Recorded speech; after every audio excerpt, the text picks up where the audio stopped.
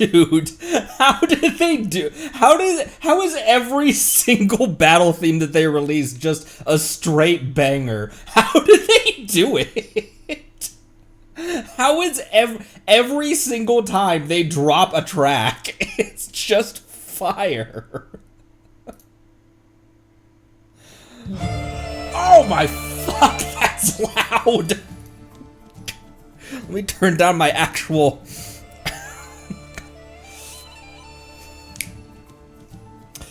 In this case, it's cold. Hi, my name is Connery. Welcome. We are so close.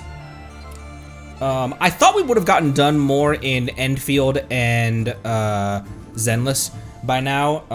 I've had some fucky days this week. Hopefully my body can, hopefully I've got all that sorted out so that tomorrow we can surge through with no problem. Or tomorrow, next week we can surge through with no problem. 190 stream streak, brother.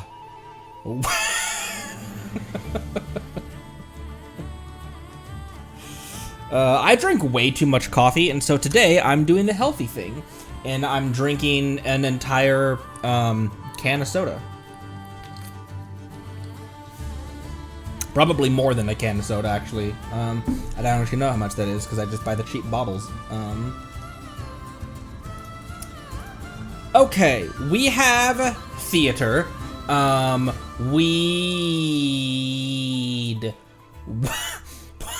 We have theater. We also have some lore shit that I want to read as well. I'm interested and curious to see just what World Quest lore we're gonna get. Wee! Knockweed. I'm interested to see what random stuff. Oh, Dotori's random boss drops. I need to add that in there as well.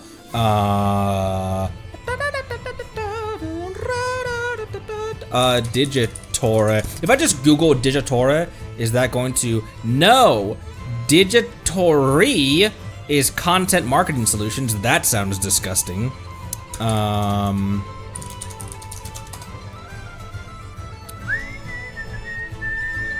What is his actual shit called?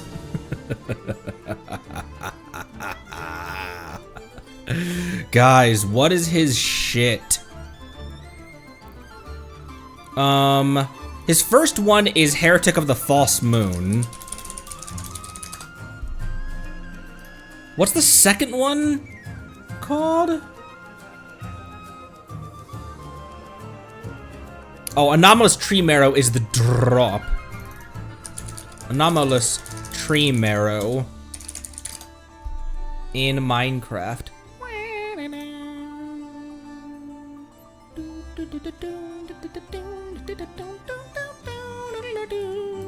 Okay, that's 1, that's 2, that's 3. Cool. I can't remember which one I actually have picked up.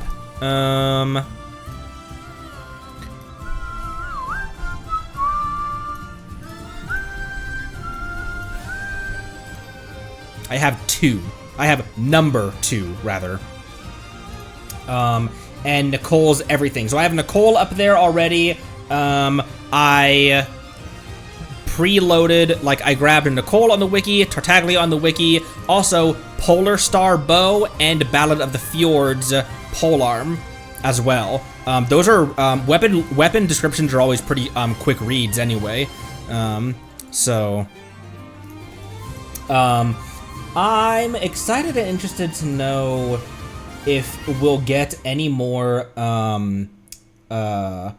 like deep lore about the First Angel and the Voyager when we're in. I imagine they're gonna have to address it once we reach Hyperborea.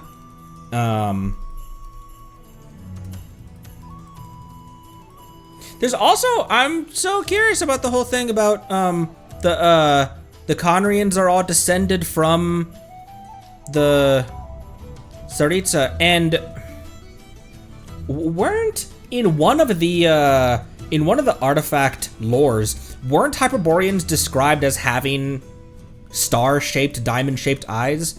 Like, if we see that eye, if we see someone with that eye, like Saritsa's son, that could be Conrian eye or Hyperborean eye.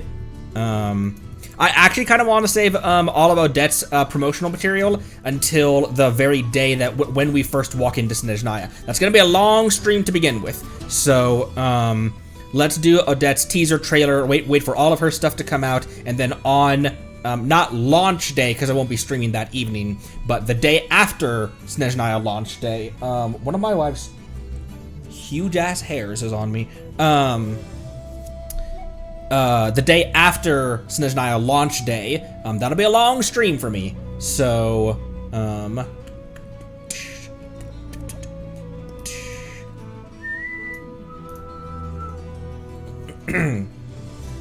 the young youth that the Voyager possessed, I thought that was never gone into detail as to who they were, what they looked like, even, or was their hair described?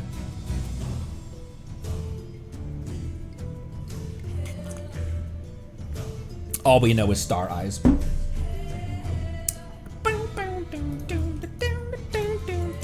We know nothing about Voyager's original appearance either. Almost like they were incorporeal is a weird way to put it, but at this point we still know almost nothing about what they looked like. It's almost easy to just call it incorporeal, but that's not the actual word that I'm trying to think of. Nerdy Halcyon. Moose. Nerdy Halcyon. Thank you for stopping by, even for a small bit.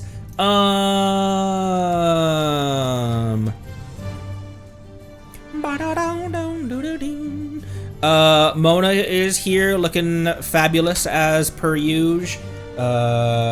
Let's see. Excuse me. Before we hop into lore, yes, that is still going on for 2 more days. I think I'm probably going to be needing more and more. I got 1.3 mil, however, I'm trying to upgrade a lot of people, and not a whole lot of people are going to be lacking on EXP materials. I'm going to be needing, I don't know, I don't think I'm pre-farming for Odette.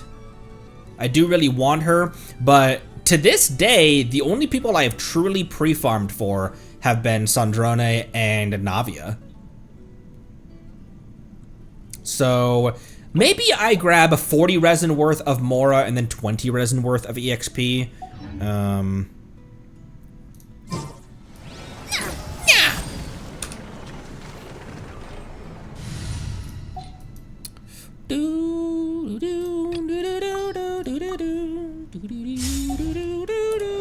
Yeah, Odette's mats are all going to be Snezhnayan.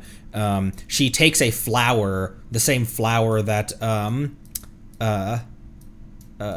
Sunritsa was holding in the trailer. I don't want to fight that thing right now.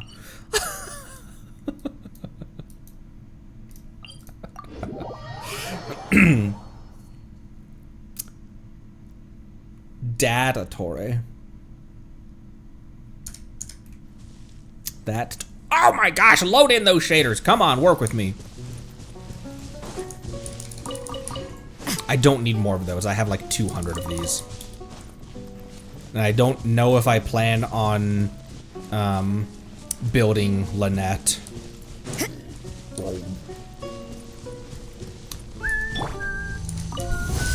Get to work. Let me weave you a verse. Let me weave you a purse.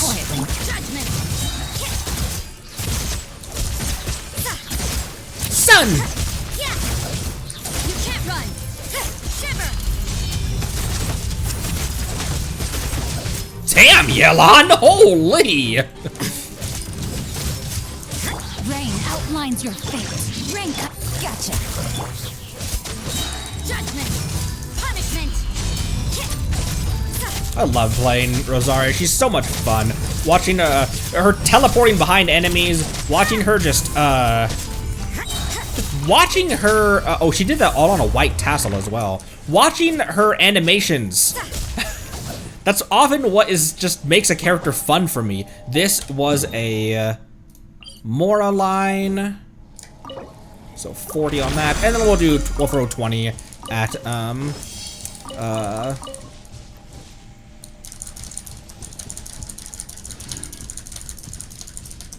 EXPP.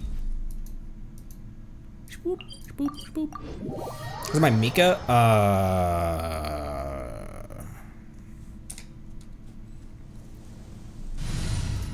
Why would you ask that? Oh, he's not down here anymore. He's not down there anymore. I'll take point and scout ahead. I'll take point. I'm dead.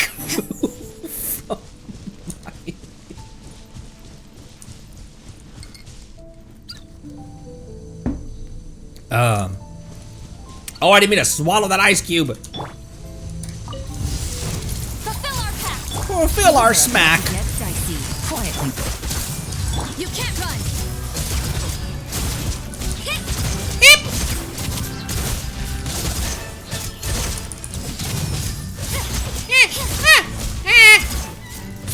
Get to work.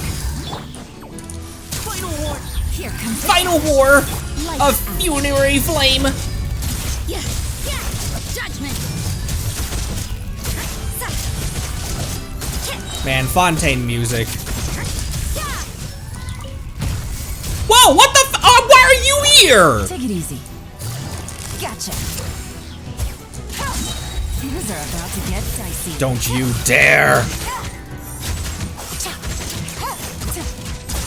No, no, no, no, no, no, no.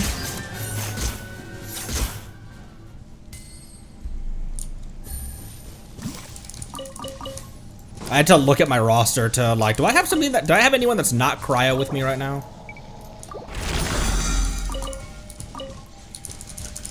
So boo boo boo doo doo doo doo doo doo doo. Ah! Was she hitting 9999? No way. No. Couldn't have been. She's at 16. Ha ha! And 1200 attack. It had to have been 9999.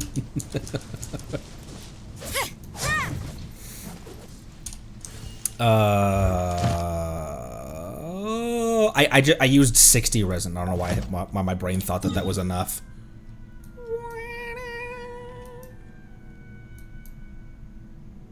What do we need? Oh, any additional resin? I still have a trounce domain I haven't done actually. I still have one trounce domain left to trounce domain. And who am I using that on? Probably Digitora actually.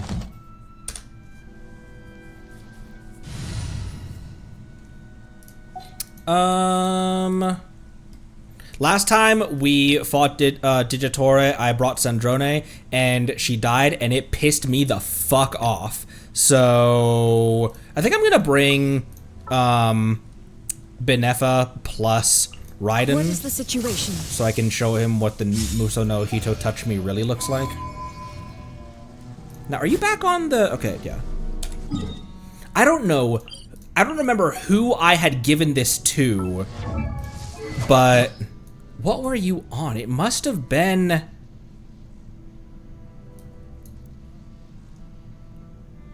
I brought Raiden and Miko into my wife's world to play with her, Klee and Durin. And what were you on? Were you on the Moon Piercer for some reason? But she was taking like 200 damage. I was like, okay, that's pathetic even for you. Like,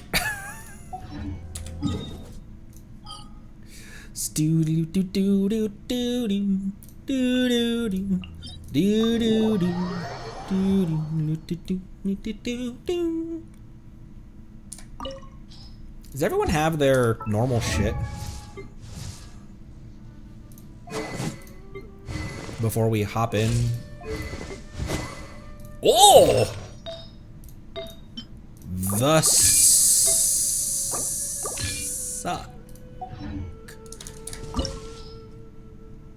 I don't love that I say that. I was just born this way. Semi-bald Kazuha. Pattern baldness Kazuha. Excuse me.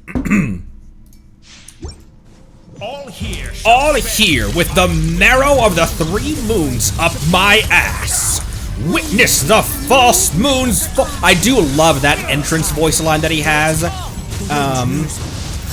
For the first Totore fight. Did I forget to open a skill at the start of this?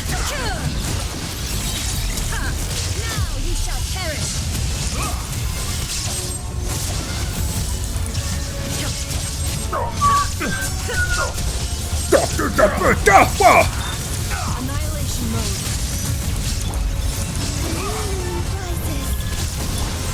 One with nature. One with wind and cloud. Shine down. Torn to oblivion. Kazuha deflected a God's Blade before. You could probably deflect a false God's Blade. Shields down. Cleanup sequence initiated. Preparing for dust-up. Converge. Into the wind. He can't get pulled, which should be pretty obvious. Illusion shattered. Fallen leaves. Adorn my night. Now you shall perish. Ah!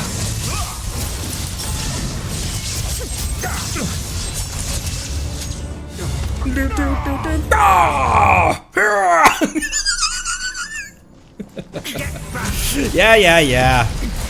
Defensive mode engaged. Snatch it from my grasp. Annihilation mode. I almost died, I just realized. Shine down. I usually can get over there. There we go. I was about to. I Like a little buzzing usually can get over there before he does the thing. One with nature. There is no escape. Inazuma eternal.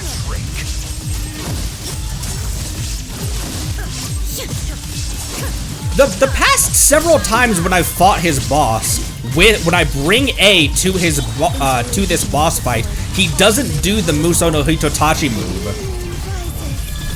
He gets a little stage fright. The birds call. The wind knows. Now you shall perish. Illusion shattered. burn all before you. Flame of the primal flame. Oh, where'd he go? There he is. One with wind and cloud. Track me this time.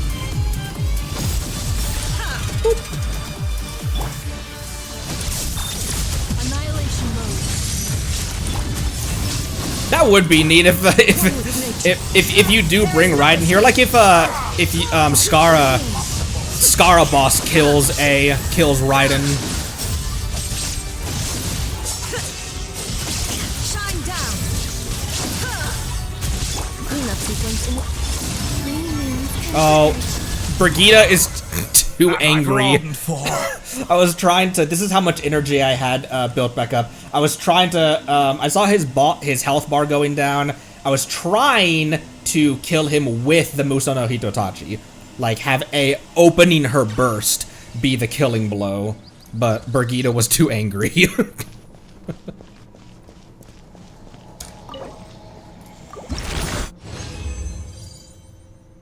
Oh! I got one. One's in chat. Is it time for Transformigator? Speaking of which.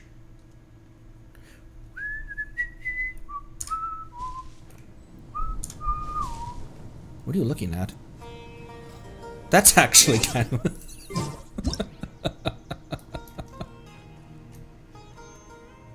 She looks so confused on such a regular basis. That's the only way I can describe this expression. Like her resting expression is just confusion.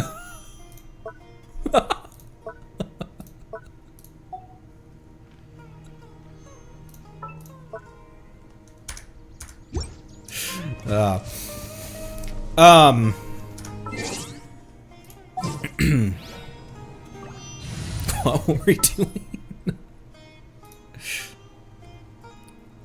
Good job playing nice, by the way, with Kazuha. You did good. By which I mean you didn't slaughter everyone in your path.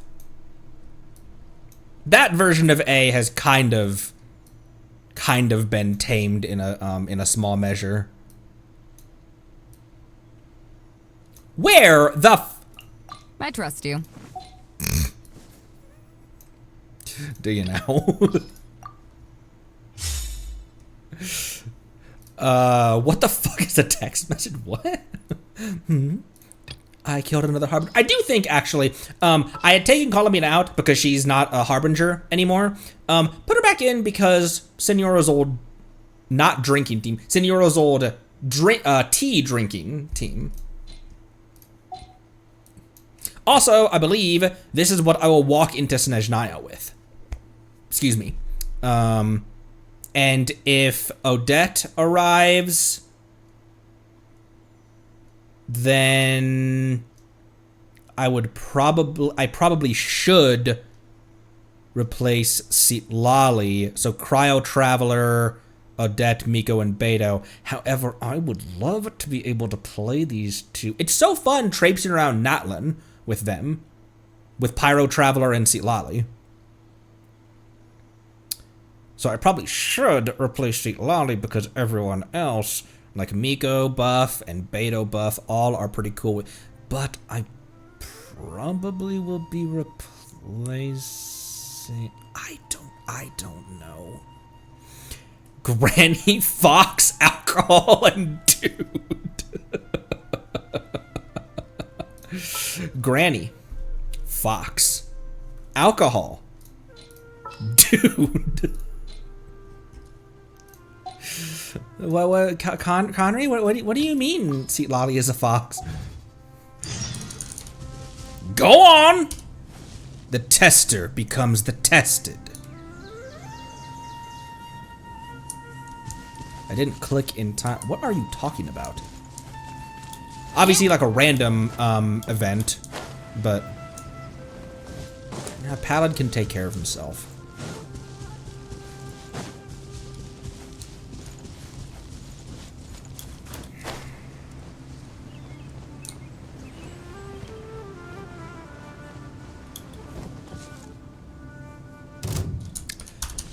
Fine. Life goes on. Right now. Emerge. Right here. A spot of tea time entertainment. What the fu- Oh, I thought he thought he escaped.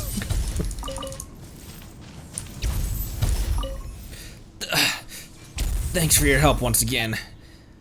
To think that I read that as Regent. To think that the Grand Regent didn't work this time either. Where did I go wrong? Where did I go wrong? Now that you mention it, there's an odd smell in the air. Oh, that's just me. I mean, that must be the extract I used for my experiments. I was trying out a new reagent this time. A single whiff of it sends fungi running for the hills. Or, that's how it should have gone anyway. Well, this was also a failure, but I will succeed next time. Tell you what, I've even come up with my sales pitch. There might not be anyone to save you next time, you know. Well, that may be so. But, you know, if there are any future incidents, I mean, they say your body is primary capital for your research, right? Anyways, thank you for coming to my rescue. Most of the goods I had on me were lost, but, take these as compensation. 1,300 more, thanks. I guess it's better than nothing. It's all he had on him. I can't complain, and I shan't complain.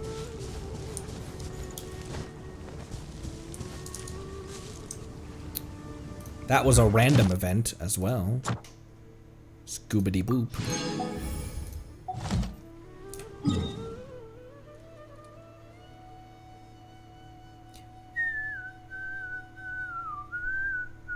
Okay, that was my last, oh man, I fucking love the music here in Sumerian. That was my last Trounce domain for the week. Miko's ears kind of airplane when she jumps. Can we have Fox form Miko with permanent airplane ears? She has a voice line about that, doesn't she? Heat or the He, do, meh, ooh, ah, staying alive, he's peace. my favorite pastime is reading other people's stories. My second favorite is watching other people squirm. I like the way she says that. My favorite pastime is reading other people's stories. My second favorite is watching other people squirm. Don't look at me. She has something about that, doesn't she? Hugh. Bore. See, you're saying you like how I wear my vision? You certainly have an eye for a priceless treasure. Well then, I bet you'd like to pet it. Why would I want to pet your vision? Though I occasionally shit. get... What the heck? She has some voice line, doesn't she, where she's like, she's like, I bet you'd like to see me in my fox form. Fat chance. Something like that. Anyways.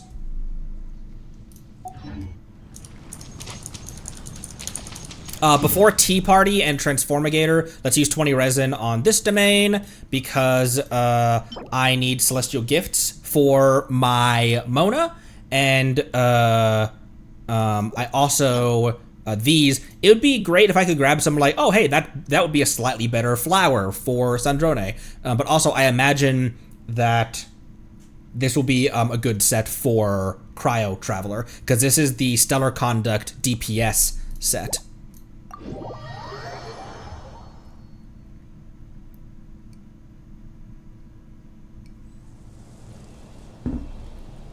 Oh, was it an Ascension voice line?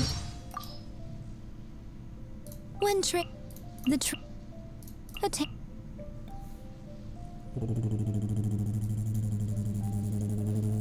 Her receiving a gift is fun. How should I put this?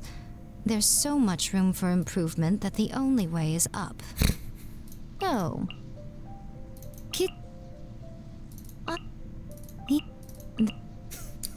Miko noises. Have you ever... So stupid. I don't remember where that is. Fuck. Anyways.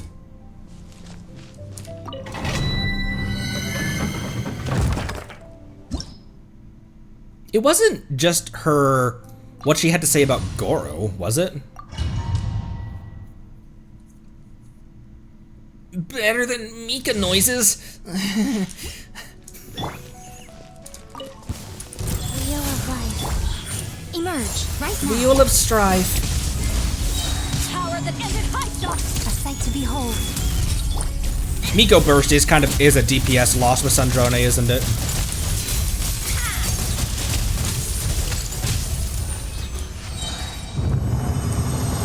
But it's so pretty.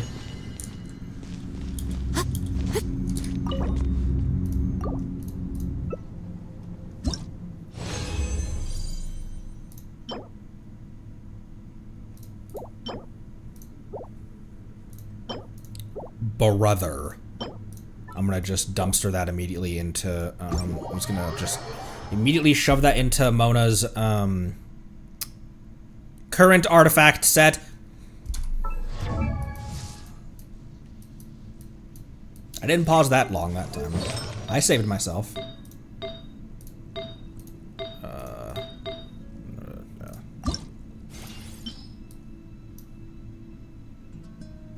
Where the hell did it go? There it is. Boop. Scoop.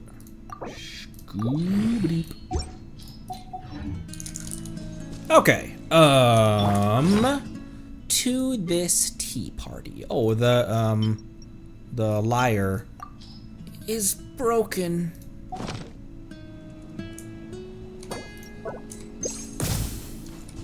Oh, sitting a little high up there.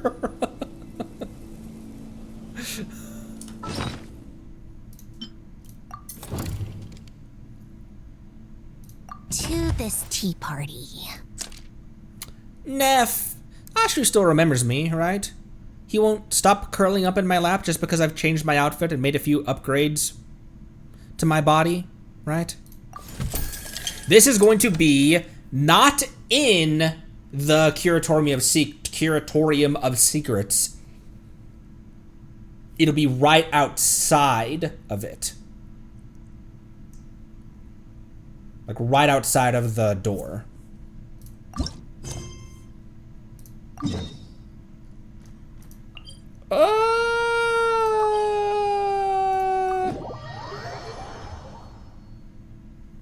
Pedicure of Secrets?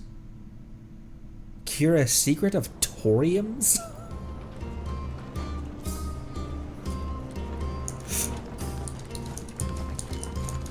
Her burst is, oh,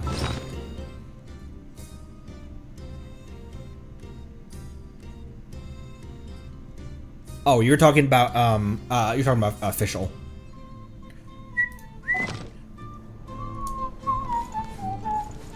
Yeah, Miko's burst does do stellar conduct, but as far as like an actual damage per actual second, it's better to just switch back to Snezhnaya, and use that few seconds to just use your DPS. Oh, never mind. We're going in the Curatorium. I thought we were gonna do. I thought we were gonna like out here.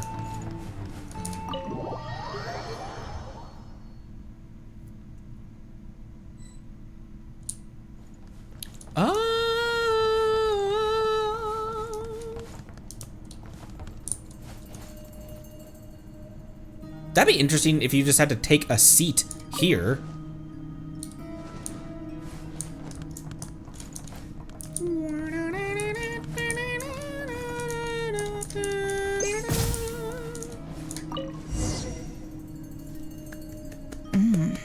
Delicious tea and delectable snacks. Thank you for your hospitality, Miss Snezhnaya. We didn't sit on my tea table this time. I'm glad you like it. I also brought some snacks for Ashru. Isn't that right, Ashru? Come here. There's a good kitty. Aw. I hope your warm feelings for Nodcry and the Curatorium of Secrets will prove beneficial to our future cooperation. I hope so too. Here, Ashru, try one of these. Also, regarding that matter I inquired about before, Your little paws are so soft. Let her just vibe with the cat for a bit. Miss Snezhnaya, don't tell me you used this tea party as a pretext to come here and dote on my cat. Huh? Me? I would never! I take my dealings with the Curatorium of Secrets very seriously. Ashru, come here. Aww.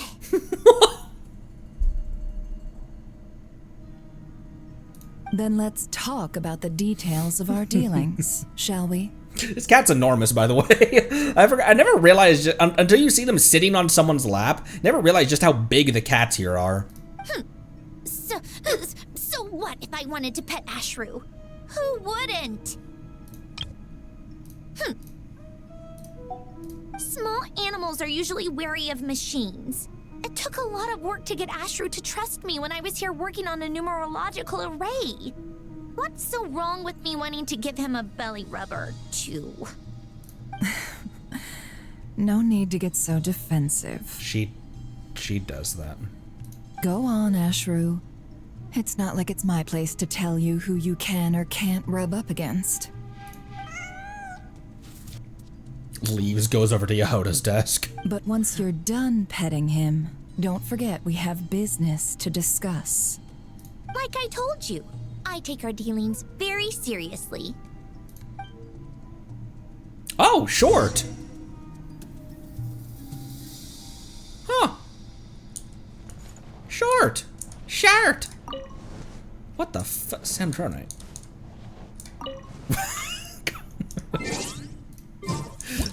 Sit in the proper place.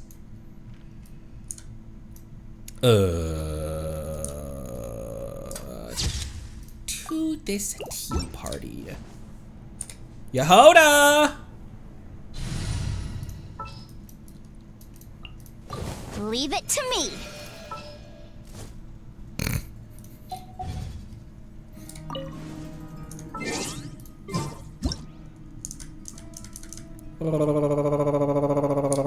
Same angle, actually.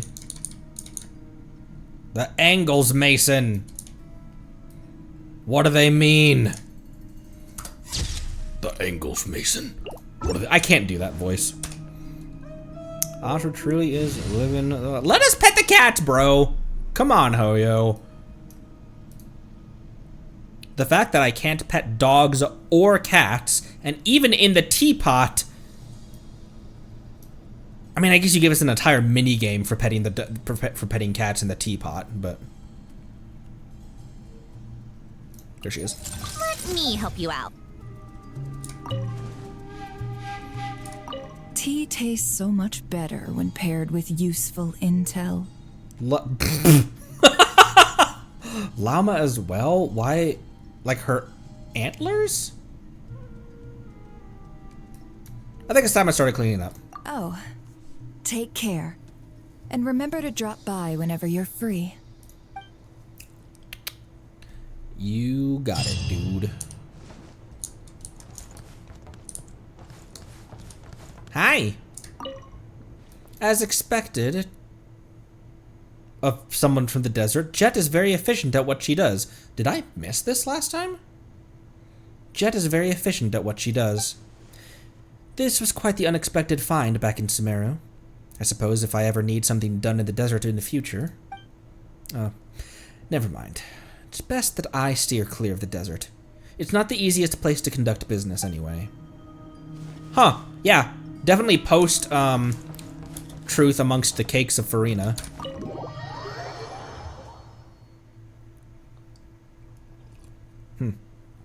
Weird. I guess I didn't go back and see that. We spent that entire quest in Sumeru. I wasn't thinking about. Oh, I got a dream solvent. Also, with our here, did that satisfy? That did satisfy our daily commissions.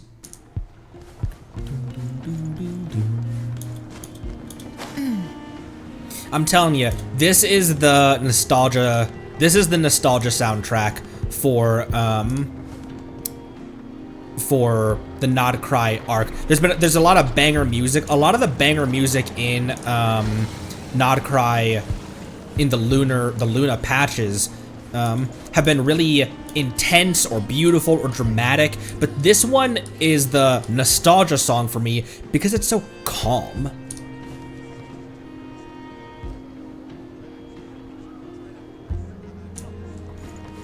It's like the Liyue music.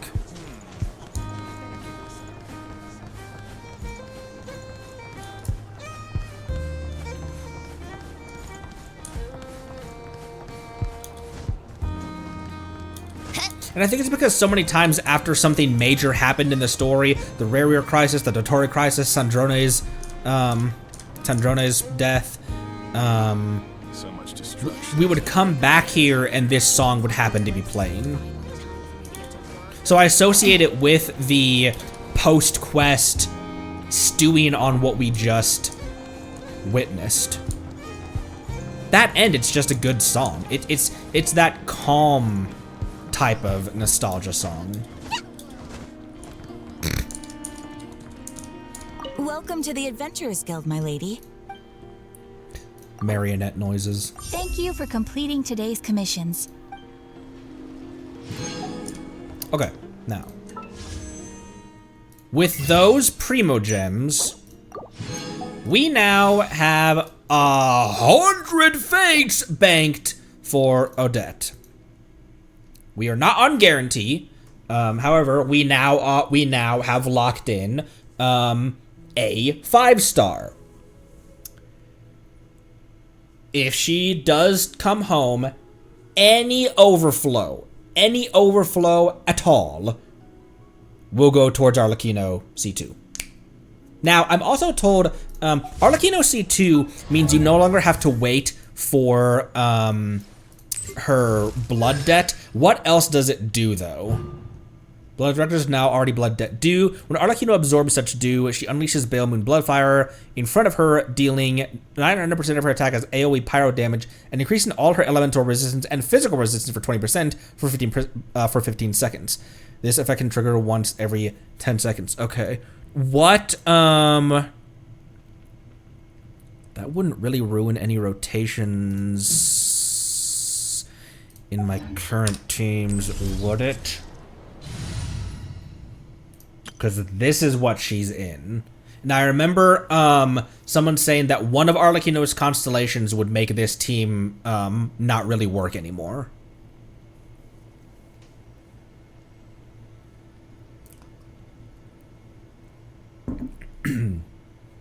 Escoffier was the only cryo medium that was...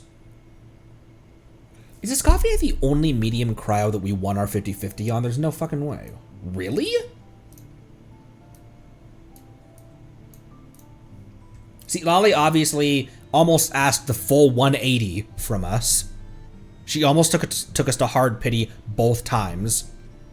Skirk, did we win on Skirk? Ooh, I can't remember. Who else? Skirk is an in-betweener character. I have a theory about that real quick, which is kind of a crack theory, but it's a fun theory. Sandy obviously was a guarantee after losing Nicole. Coffee. Well, there's only been 3 medium cryos that we've wished on. We won Shenhe's 50-50. I don't remember if we won or lost Skirk, actually.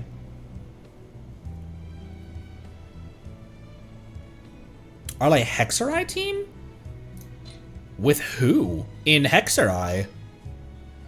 Probably Durin and Sucrose? Durin, Sucrose, and Bennett, just a mono pyro team? Oh, with Nicole would also make sense. Oh my gosh, dude, Nicole plus C1 R1 Arlecchino. My C1 R1 Arlecchino is already a monster. Also, Star Nova, thank you for the first time chat. Welcome. Hello. I can't remember who we've I know we there's a couple of characters that I know for certain. We lost Yelan because that's how I got Mona. My first 50-50 loss and my first limited 5-star were both Hydro ladies. We lost Yoimiya's Chronicle 50-50 to Ayato, but then got her anyway. Sandrone was a guarantee after losing Nicole to Kutching, I think. Navia was capturing Radianced. My first and only capturing Radiance so far. I just win too many 50-50s. That's why I don't Radiance anymore. Suffering from success. Venti was a 50-50 win on like under 10 pity or something like that. Because I remember we lost Durin's 50-50, got Durin, and then got Venti all within like 10 minutes of pulling. Lost Farina to Dia. Won our Chlorand. Miko Chi-Chi'd us, which is such a wild character to get Chi-Chi'd on. It's just because Chi-Chi happened to be on that same Chronicle banner. It's just such an odd character to Chi-Chi on, because usually Yai Miko would be on an Inazuma Chronicle, so you would lose to like Ito or Ayato or someone like that. So it's just so funny that Miko's the one to get me Chi-Chi'd. Mawiko was a 50-50 win, actually. Wasn't she? During our 1 year anniversary. Oh my gosh, that was over a year ago we pulled Malika. Kanich. Obviously I accidentally pulled on Kanich when I meant to pull on Raiden, but was that a guarantee? Did I waste my guarantee on a character banner I didn't mean on pulling on? It was, wasn't it?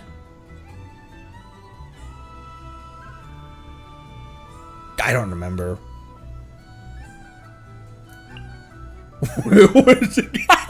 That's even more fucked up. That I knew I was gonna get the banner character and I accidentally pulled on the wrong bro. Here, you know what? It is wildly overdue for me to do this. He at the very least deserves 70. You don't have to laugh at him, how? This land holds nothing but promise for adventurers with lots of life. This land holds something about life. Wouldn't you agree?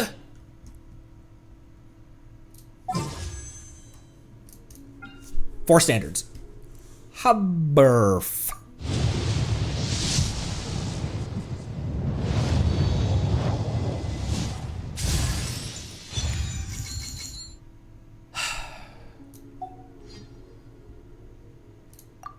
Do I have anyone besides Yoimiya who can even use that? I have so many of them.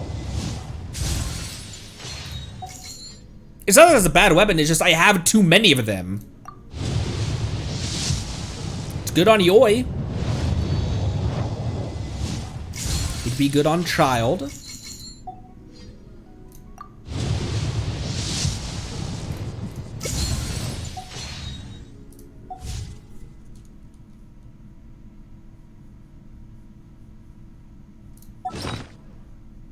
Scoop.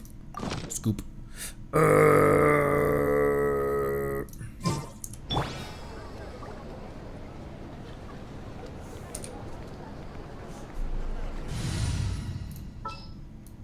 We've used Lisa quite a bit for this, actually.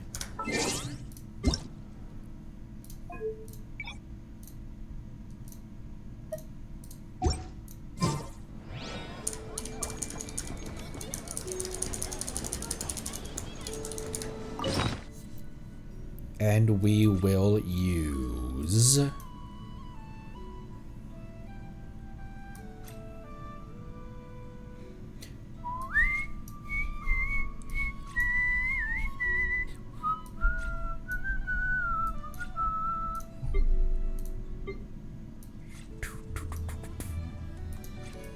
What do I have too much of?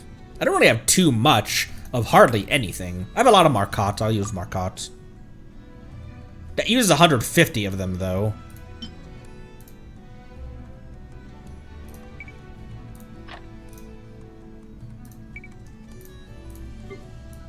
What did I see over here? I'll use these. Boop, boop, boop. Oh, wait. The sound effect is often a lot louder than I intended for it to be.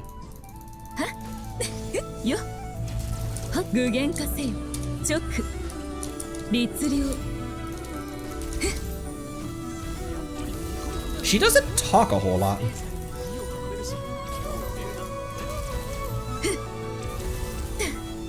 You don't talk a whole lot.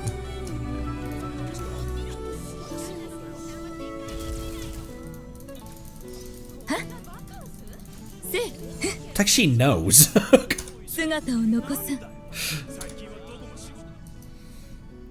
Pathetic Tyrannosaur.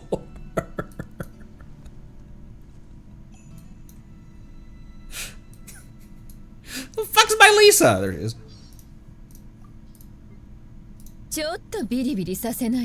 I love that particular voice line. Also, her charge attack. Yeah.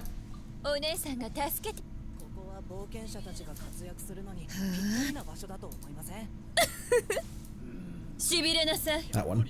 She uses a ton of stamina. Look how much that takes to do one charge attacks. to do 1 charge attack. Look how much she requires. Is that any more than a normal? I mean, that's a Claymore user is probably the wrong comparison.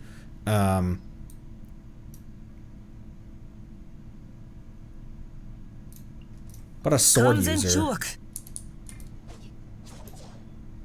Yeah, so a sword user doesn't use a whole lot. What about Risley?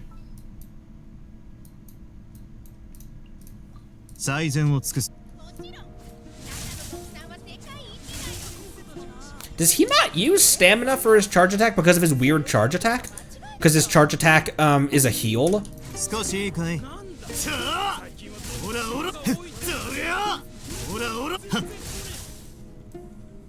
Huh. I had never noticed that before. Ora ora! Ora ora! Ara.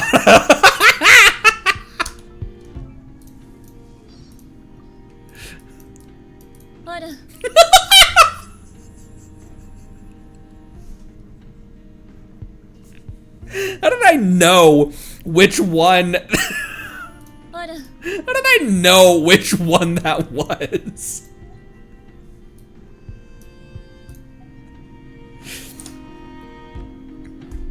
Aura.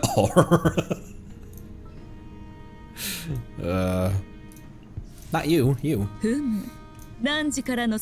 have a lot of pink hairs. We could do a team. Would Team Pink Hair?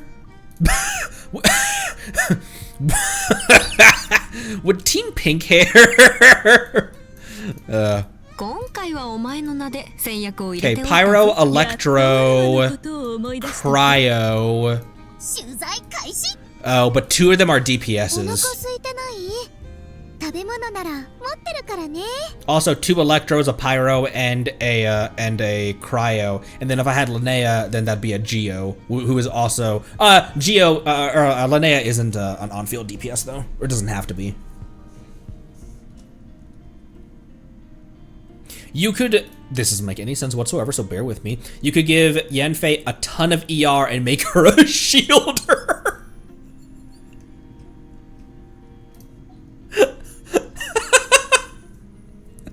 Or have Varessa be quick swap DPS. That would actually be a much more viable use for the team for the team. Otherwise, Yanfei is hopping in, doing her burst, and leaving, and then the shield is gone in 2 hits anyway. At least if you're using Varessa as a quick swap burst DPS, then she's doing quite a bit for the team anyway. Even though you're using her animation burst, her cutscene burst, her cutching burst.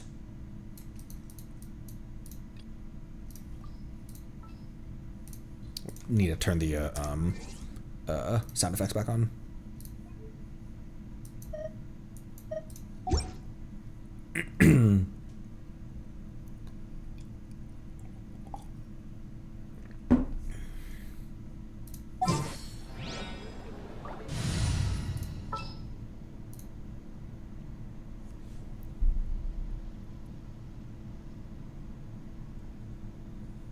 No, you belong there.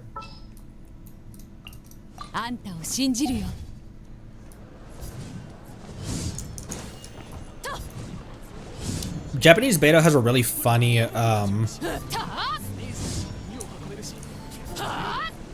maybe it was that one that I'm thinking of.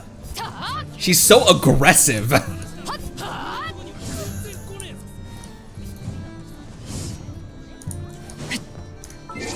Okay, we have some lore that I'd like to read.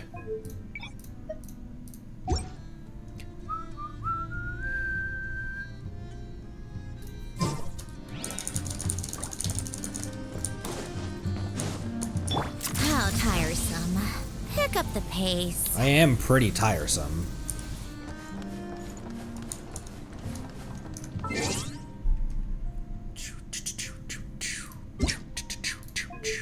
We will put that there for right now. If we're reading lore, I would like to actually bring out the Anka music again. And where is that? Where, pray tell, is that you're gonna want to be there for like when we start streaming. Like if I say we're going live at noon or 1 p.m. Pacific Daylight Time when we start Snezhnaya, I have a cool way to start our stream that day that I'm working on. I wanted to do something a little special. Okay. Boopity boop. Ballad of the Fjords. A polearm used by those seeking to catch fish in the tundra. It lets none escape. Keep me updated on music volume. Now, this is a battle pass weapon, isn't it? Yeah. Was this added just with the battle pass? Oh, release date, August 23rd. When did the battle pass weapons... Was the battle pass always a thing? Or was that added, 4.0? Okay. Huh. Released with Fontaine, Ballad of the Fjords. It would almost make me think that it revolves around Hydro, but okay. So Battle Pass has been there since 1.0. So this was a recenter addition to the Battle Pass. Then a polearm used by those seeking to catch fish in the tundra. It lets none escape. Legends say that the winter comes from Hyperborea and the fjords and auroras that are curved and sharp as the.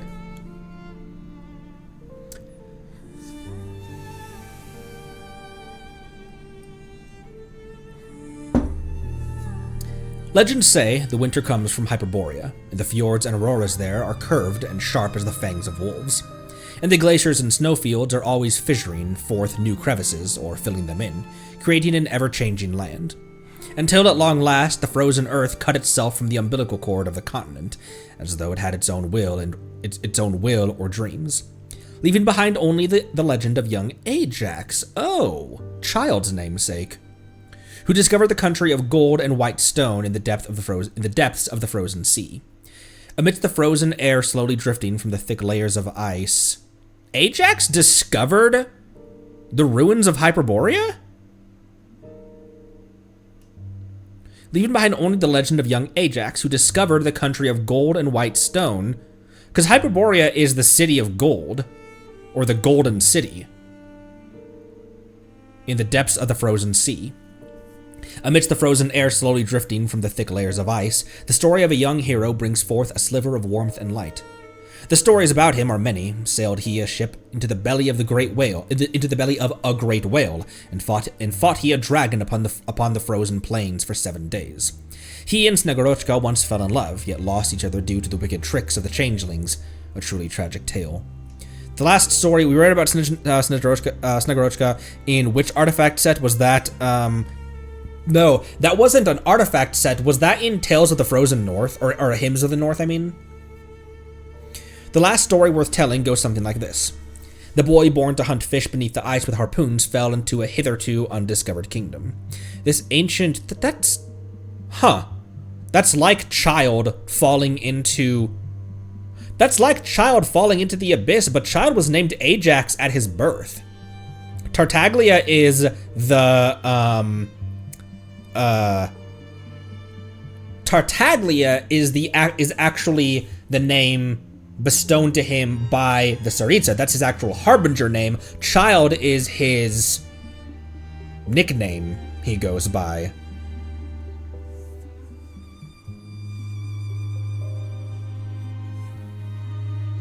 Oh, the Snegorochka are the Ice Fae in Linnea's quest.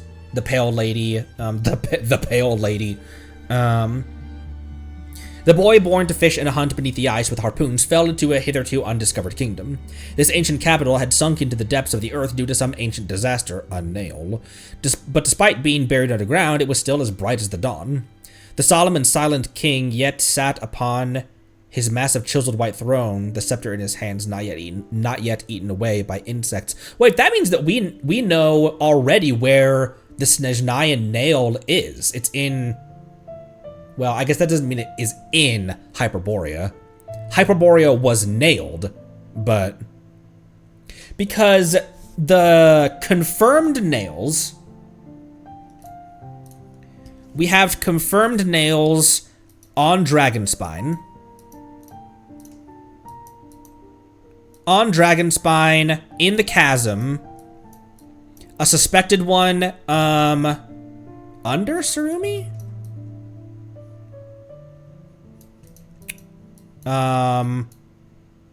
The desert storm,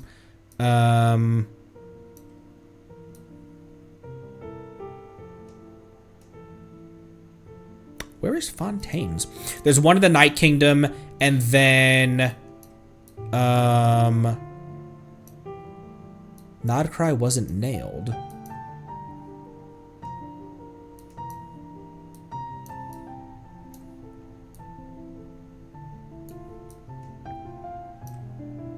Fontaine is unconfirmed. We don't know if Fontaine's... Oh, also the Eternal Oasis itself is the nail. It's so weird to know that this is, in essence, a databank. Multitudes of which we found on the moon. That's so cool to think about.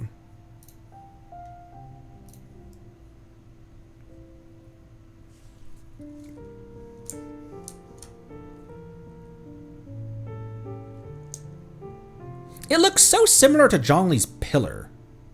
You know what I mean?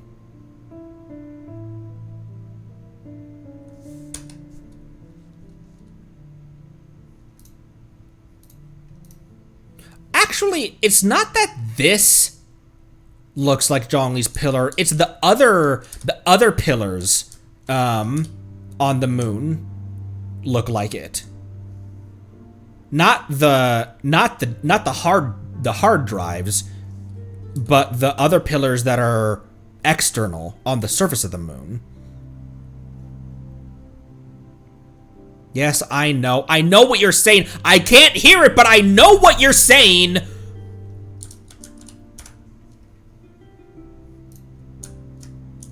don't know what that means.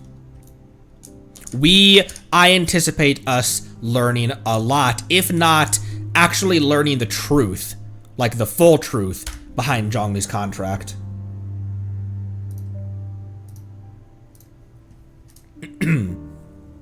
The solemn and silent king yet sat upon his massive chiseled white throne, with the scepter in his hands not yet eaten away by insects, and the silver white trees in the courtyard were like the arms of a mother or a lover, holding the virtuous and wise priest in their embrace. Beautiful yet treacherous life, twisted and violent monsters, one by one awakened from their 1,000-year slumber. A voice, seemingly from a faraway place. Father, Father, hey, we got a bite.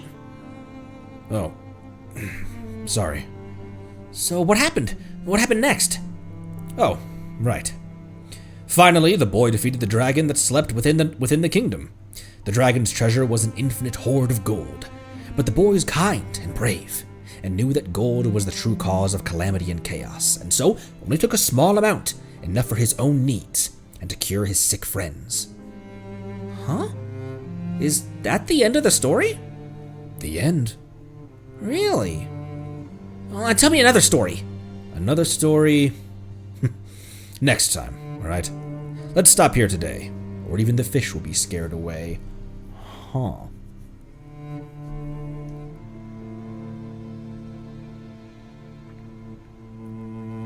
The dragon's treasure was an infinite hoard of gold, and so Ajax took only a small amount, enough for his own needs to cure his sick friends.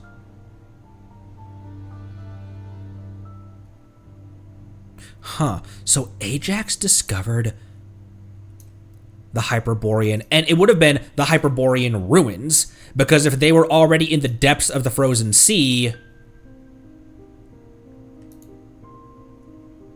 and it definitely would have been after Hyperborea's fall, because you can't discover something where there's already people living there. That's not called discovering it. So he discovered its ruins then. That must have been after the remnant Hyperboreans had already folded into after Canon had already led the remaining Hyperboreans out of Hyperborea.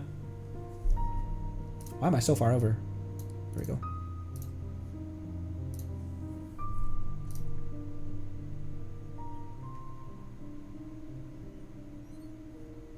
Silver white trees.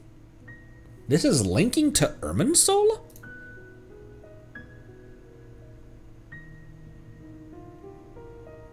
And the silver white trees in the courtyard were like the arms of a mother or a lover holding the virtuous and wise priest in their embrace.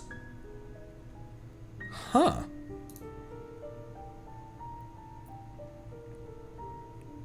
I guess that is what other silver white trees have we realistically seen?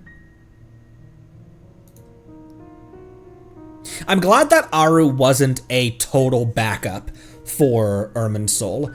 When we started talking about that, there's a part of me that was just like, we better, this better not just be a, everything's perfectly fine because everything on Irminsul got copied onto Aru. So it's like, it would make the sacrifice of Irminsul purely be cosmetic because everything that makes Irminsul important just got absorbed by Aru, by Aru, except for, I guess, the ley line, but...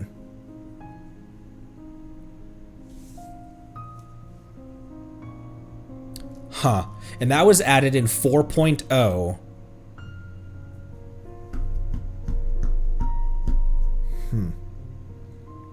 A poem used by those seeking to catch fish in the tundra.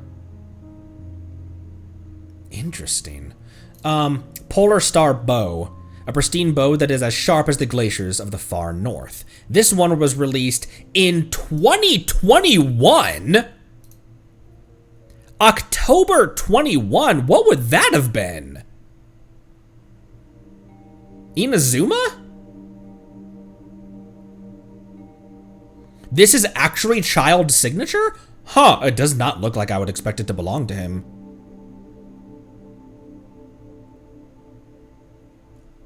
Huh, a pristine bow that is as sharp as the glaciers of the far north. Oh, this is a short one. I was once a wounded wolf, betrayed by the whole world. But we shall create a new world, one in which no one shall ever be forsaken. Dressed in flawless garments as radiant as the midday, we came to the land of silver snow, and sounded the clarion of Her Majesty's greatness. Oft have we walked in the moonless night, oft have we trudged through the gilded sands, oft have we felt piercing enmity in the dark, and oft have we dreamed of lovers in distant hometowns. But the pale flame yet burns in our breasts. O harbingers, scintillating? Scintillating. Ignore that wallpaper. You've seen that wallpaper before. Scintillating.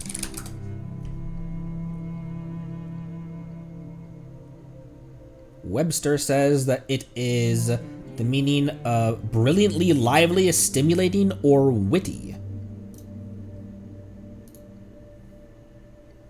Huh. O harbingers, scintillating as polar stars, guide us ever onward, tireless.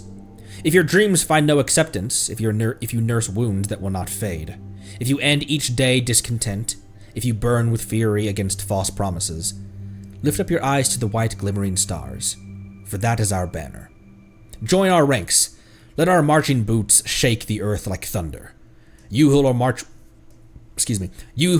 with us toward the pole star of the white night, come. We shall never abandon you. You who will walk with us into the land of darkness, come. We shall create a new world together. Know that the destruction of all precedes the birth of a new order. At devastation's end, we will greet a stainless dawn. Damn, bars upon bars. Huh.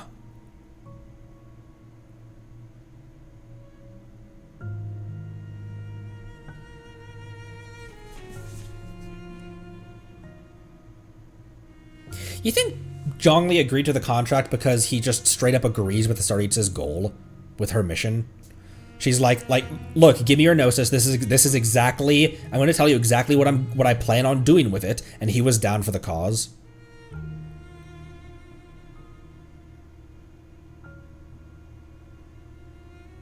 Like I imagine there also being a lot more like complexities to the contract. What she stood to gain out of it, what he stood to gain out of it.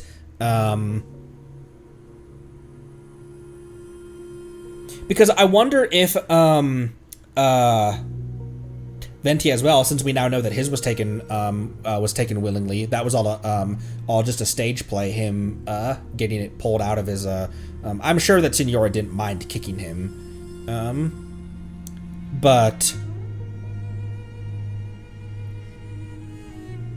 it seems like, and correct me if this has been confirmed and I'm just forgetting, but it seems like the contract between Zhongli and Signora was already in place long before we arrived in Liyue. Like, he already was about to set in the motions of testing humanity to see if they could survive to see if they could govern in his absence. And that maybe it was like, okay, I've put them to the test, they passed, now I'm okay handing the Gnosis over, or something like that.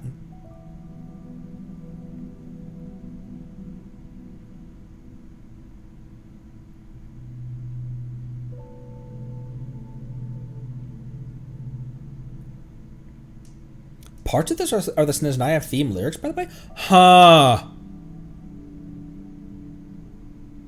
The theme that we heard during the theme that we heard during the live, you know what I mean.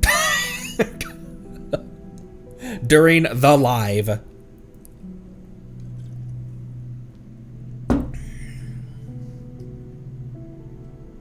Real quick, before we move on to Samar Smaglia.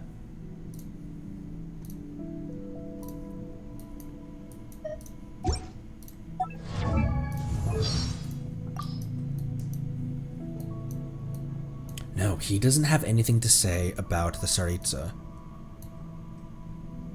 He has stuff to say about the other,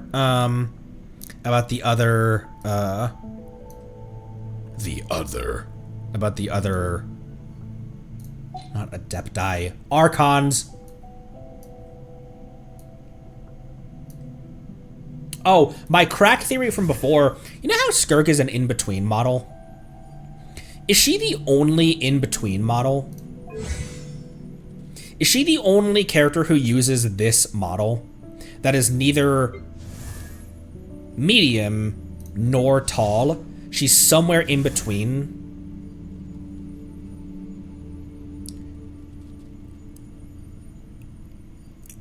Because who else uses that model? It's medium, like all of her animations and everything are centered around the animations for a medium, but her proportions are just slightly different. And even characters that are released, boats are made for transferring. You know, even characters who've been who've been released afterwards, because I thought that Skirk was just and maybe she is, but my anticipation was that Skirk, look how many fucking characters we have, was that Skirk was just setting the precedent for a new build of character. But Enefa is much more medium than she is in betweener. Sandrone is 100% medium, like her proportions, the head shape, everything. Linnea as well. They're not the in-betweeners. I guess Linnea's head is a bit smaller than the typical the old generation medium model. Ayaka's pose. Do you just mean the sword pose? Because all of the medium sword users do that pose. Like Shinobu does it as well. Ayaka does it. So all the medium female sword users do that pose. So she uses the animations like they rig her, because it'd be a pain in the ass to develop brand new rigging. Rigging might not be the right word for it, but she copies the animations. For example, the sword screen. So she copies that. Ayaka does it. Shinobu does it. So she utilizes that same thing so that they didn't have to create brand new stuff for her. But because she's so in between, this is a crack theory, and I'm acknowledging it's a crack theory, but what if... Does she share more than just coloration and outfit design with Honkai characters? Are her proportions, is the normal Genshin character proportions? Like Yoimiya's head is massively oversized, even like by anime standards, compared to Skirk's. Compared to the rest of her body, the proportions. What if Skirk comes with us? This isn't her home either. What if Genshin 2 is us going outwards back into the cosmos and leaving Teyvat, or maybe not the Traveler leaving Teyvat, but the storyline leaving him behind for more, for the stars. So maybe if the Traveler chooses to stay in Teyvat, the story continues without them. And Genshin's storyline will continue just differently, just in the stars. What if Skirk is someone that we meet out there, and because she is neither medium nor tall. She's something in between. And her proportions of her head and everything are so much different than Escoffier or Raiden or Yoimiya. And Yoimiya and Raiden are older characters, but Escoffier is pretty recent. So is Sandrone. And they still use the much larger head proportionate to their body. Skirk is so much more proportionate. This is an insane crack theory, but I think that'd be really interesting if that's the explanation why she's an outlier, is because she's from a different game. Anyways.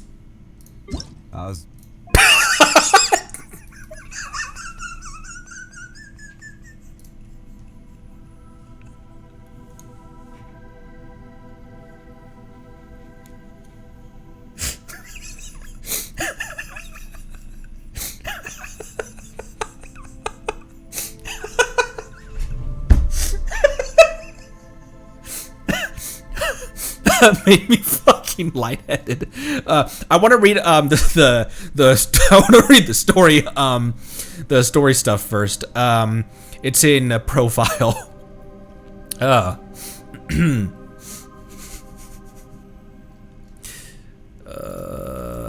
Yeah, character details. It'll start there. Okay.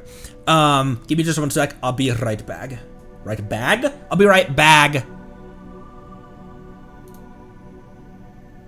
Oh, also, you guys didn't see me scrolling through to find but we're gonna start with this, and then we'll also do Nicole and then the 3 tree marrows as well. That's why I started early today.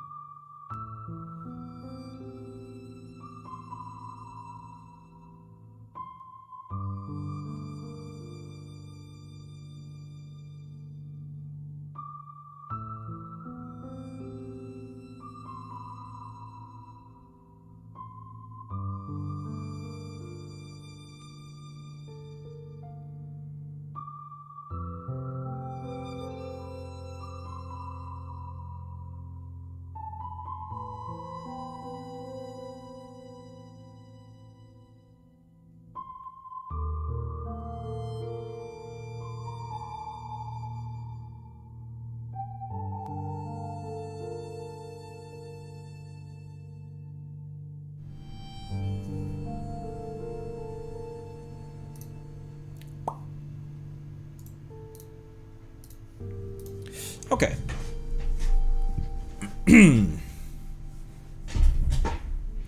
The Child. Despite holding one of the most senior positions in the Fatui as one of the 11 Harbingers, Child very much looks like the young adult that he still is.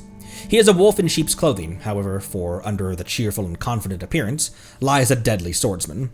He is the youngest among the Harbingers, but one of the most dangerous among their number. That said, Child doesn't seem to fit in well with the others.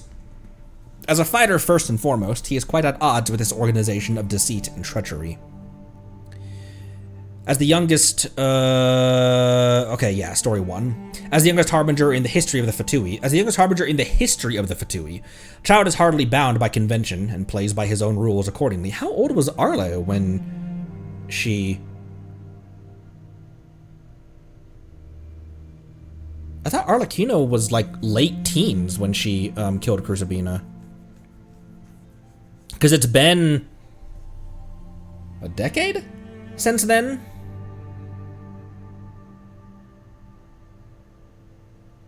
Huh. As the youngest Harbinger in the history of the Fatui, Child is hardly bound by convention and plays by his own rules accordingly. Though this lone wolf is not so well received by his peers and is also at odds with their methods, his cavalier demeanor hides a responsible, watertight meticulousness. He is a proud man of his word. Even if the promise he makes is absurd, he will never break it. Be it exterminating all the dragons inside their lairs, venturing... Damn! Alright, HP.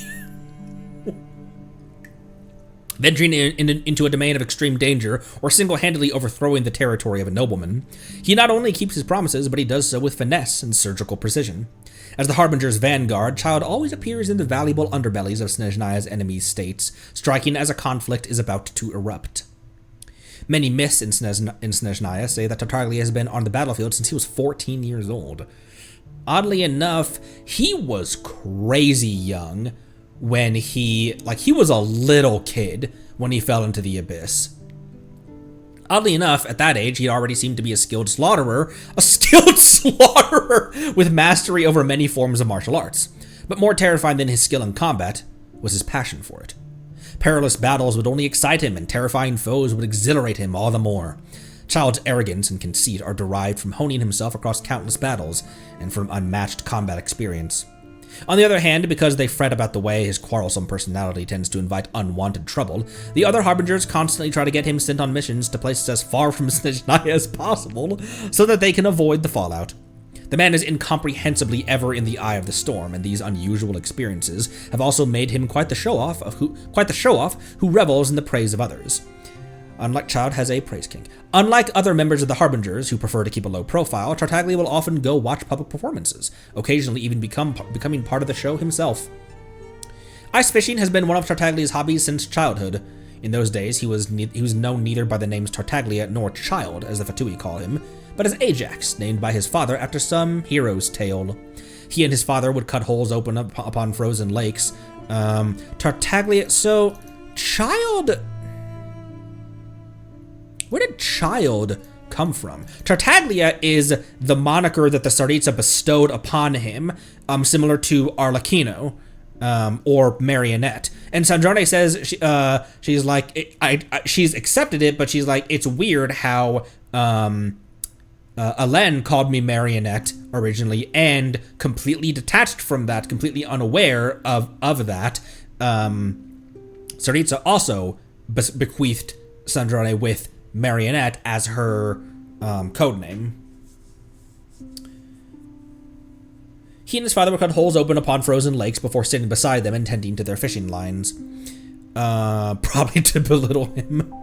This was no easy task and would sometimes take the entire morning. But whether it was chiseling away at the thick ice or the long waits in between catches, he was always accompanied by his father's unending tales of adventure. These were the stories of his father's adventures from when he was young, and they became the future that Tartaglia secretly envisioned for himself. So he would pay close attention, putting himself in the shoes of the protagonist of those tales, immersing himself fully in them, even as they waited for a fish to bite. Even after leaving home, Ajax, later to be known as Child Tartaglia, would keep up that hobby of his. Oh, bro, let's spar with him. Let's go ice fishing with him. Give me... Where is his second... I need story quest from Tartaglia. I also need Venti second story quest. No longer accompanied by the stories of bygone days, fishing instead became an opportunity to train, to hone his endurance and reflect on combat techniques. Such long periods of meditation to refine his skills swiftly relegated the position of a successful catch to irrelevance.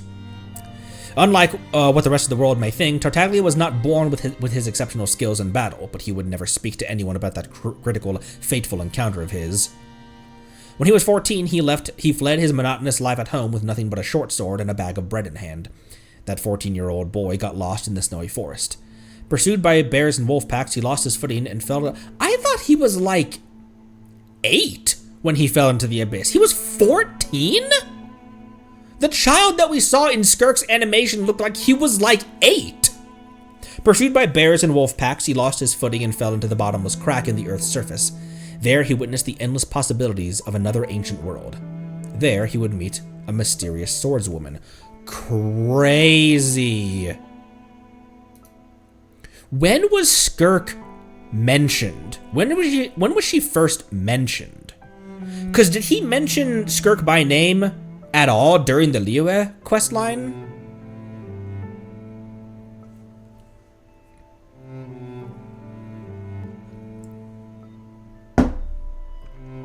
No, Marceline. Fontaine was the first time, and then she released one version later, at the end of Natlan. Huh.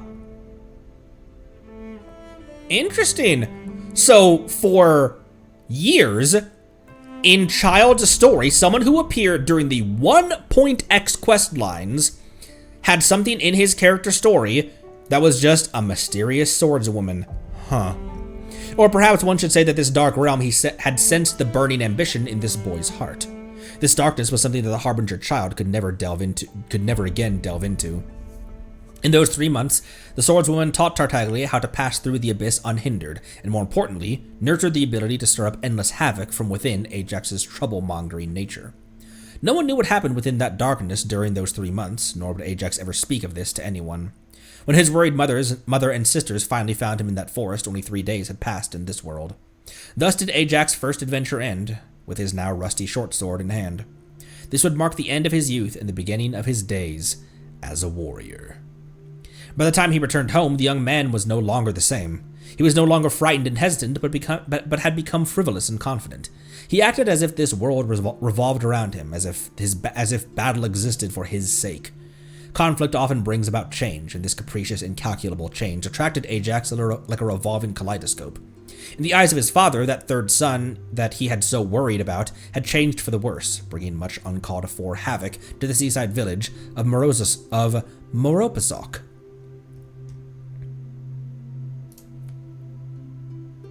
That is a village on the outskirts that we discussed during the special program, didn't we?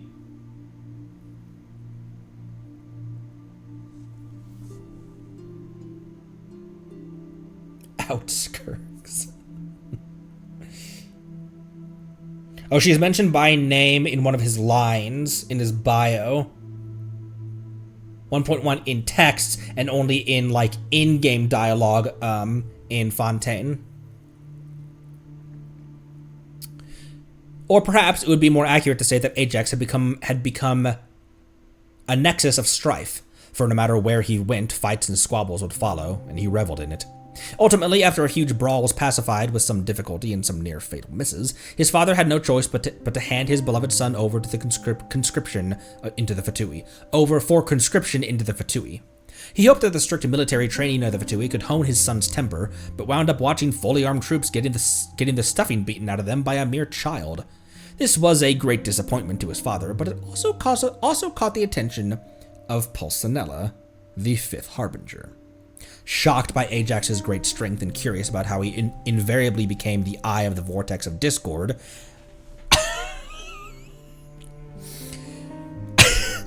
Pulcinella inducted Ajax into the Fatui under the pretext of meting out punishment, ordering him to start from the bottom and take up the duty of serving the Tsaritsa. His insatiable desire for conquest would thus be constantly satiated in fighting for the Fatui, and his ever-burgeoning ego would gorge upon the elation of vanquishing mighty foes. Until at last, Ajax was chosen to be one of the Fatui harbingers, donning the mantle of Child Tartaglia, and becoming one of the most powerful people in Snezhnaya. But becoming Tartaglia was far from his end goal. To someone who sought to conquer the world, this was but a tiny step in his journey. Huh.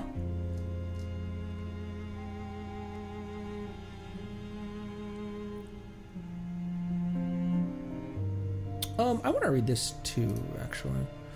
Tartaglia's delusion. Maybe this as well, actually. Maybe this as well. This might also be a little bit pertinent to what we're about to witness in Snezhnaya. Dearest sister, are you keeping well at home? Has the old man's headache gotten any better? Please send your regards to my people and our siblings. I sent some wind chill medication over from Leo at Harbor. It's very effective and will probably keep him from nagging for a while. It should reach you in a few days. Apart from our father's affairs, I naturally haven't forgotten about gifts for you all. This letter had come with 2 kites from Liyue, a rattle drum, 2 porcelain dolls from Inazuma, and a crate full of various snacks. And please break it to Anthon that the residents of Liyue are just boring ordinary humans like us. They're not made of stone. They don't even eat stones. Do not fret for my sake, Tonya, and refrain from making trouble for anyone at home. I'll be home soon. When I have seized the 7 stars of Liyue and laid them at rest at the feet of Her Majesty the Tsaritsa, I will take the first ship home just as promised. And you know I always keep my promises. Yours faithfully, your loyal knight. Delusion. Tartaglia's delusion is his old badge of honor and the proof of his strength. He still remembers with perfect clarity the day when he received his delusion and ascended to become a member of the Harbingers.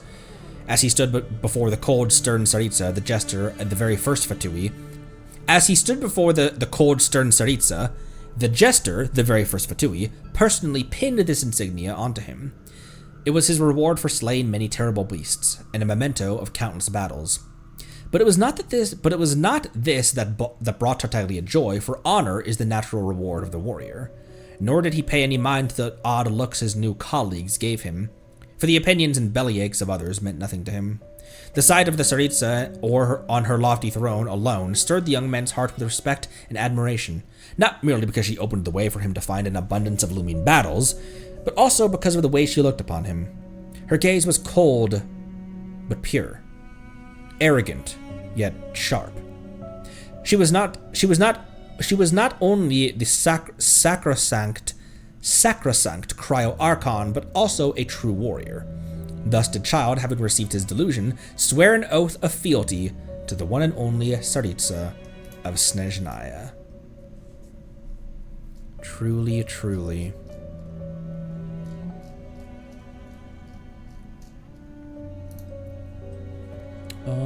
What do you have to say about her? Whoa, what do you have to say about the jester? He was the first ever Fatui Harbinger, and today he's our leader. He only appears on important occasions. As for his accomplishments, to be honest, I don't really care. I owe my loyalty and devotion to the Tsaritsa, no one else.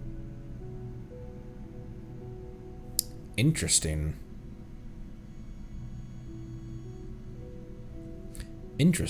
Huh. Her Royal Highness, the Tsaritsa, is actually a gentle soul. Too gentle, in fact. And that's why she had to harden herself. Likewise, she declared war against the whole world only because she dreams of peace. And because she made an enemy of the world, I had the chance to become acquainted with you.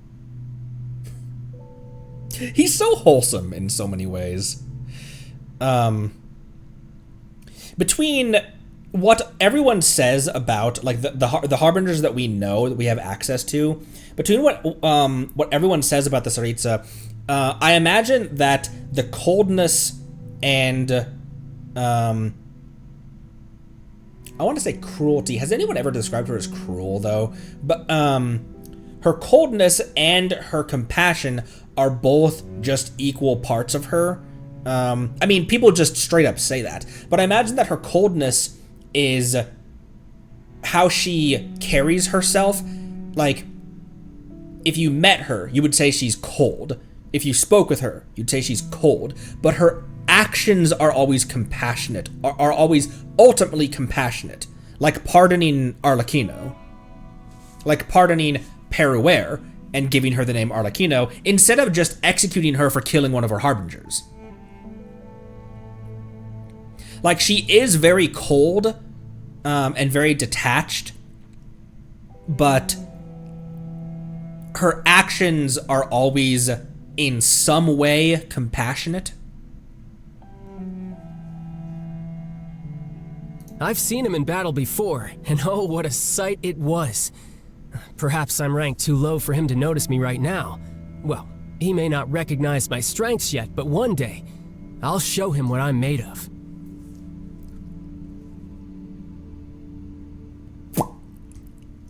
I heard that he took segments of himself at different ages, made prostheses out of them, and assigned different tasks to each one. I know, all my comrades are a little weird. Well, come to think of it, if I met another version of myself, we'd have to fight then and there to decide which one of us gets to survive. Bro. The Fatui Harbingers are ranked by strength, and I have no idea why that girl is number 3. I'd test my skills with every Harbinger who ranks above me if I had the chance. But when it comes to her, something just doesn't feel right. Anyway, you should be careful around her. I still think that tracks. Look, I've got nothing against people who have their own agendas. I myself joined the Fatui to get more experience in combat. But I don't like her at all. If she stood to benefit from betraying others, she'd turn against the Tsaritsa in a heartbeat. There isn't a sane bone in her body. Again, tracks. Arlecchino has a very carefully constructed public persona of being incredibly cruel, and obviously when she needs to get to work, she will get to work, and not that there's nothing beneath her, but she will do things that you wouldn't think that a hero character would do in order to get the job done. I mean, you could say one of those was attempting to assassinate Farina. She didn't follow through with it because she sensed that the Gnosis was not on her. But Arlecchino still collects orphans like stray cats and molds them into child soldiers. And if anyone tries to leave, she's like, "You're free to leave, but I'm going to wipe decades of memory from you." That still is not a kind woman. She's just not a Crucibina. And her love for the orphans feels very genuine. Also, with Columbina, was Columbina not weird as fuck when we first met her? He clearly didn't interact with her to the extent that Sandrone or Rosaline or Arlecchino did. So if you saw this moon goddess who's really small, always singing, kind of weird, and she had been placed in number 3, you'd be kind of like, what? Why is she so, like, is she like metaphysically strong? I think that totally tracks. I don't know what his motivations could be, but he seems genuine about wanting to help me. He treats me just like family. Oh, and speaking of family, Tonya and Tusser are always telling me about the pastries and other gifts he brings them when they write. So while I've been away from Snezhnaya, he's kept his promise to take care of my family.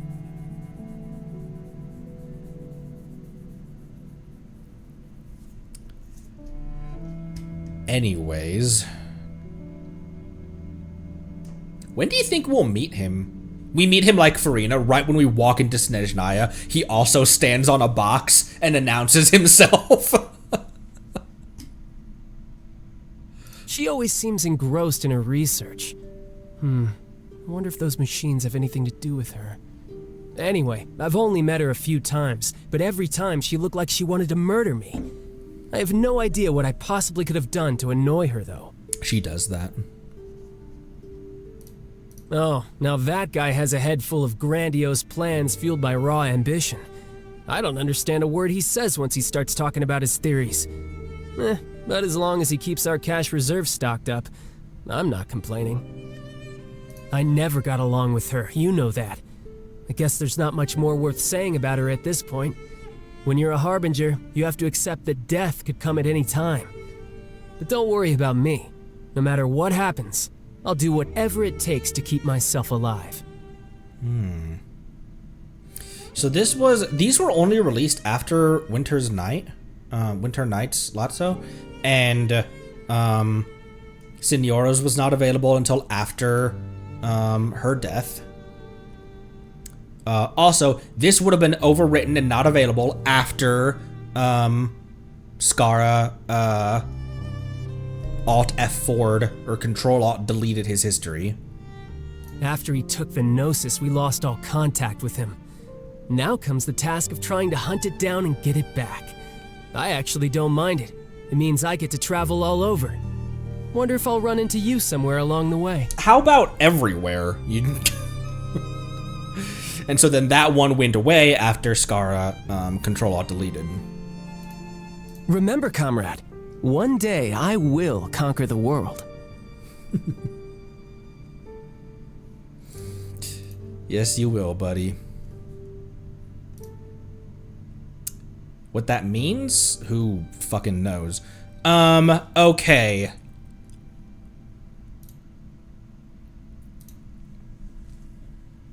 Nicole.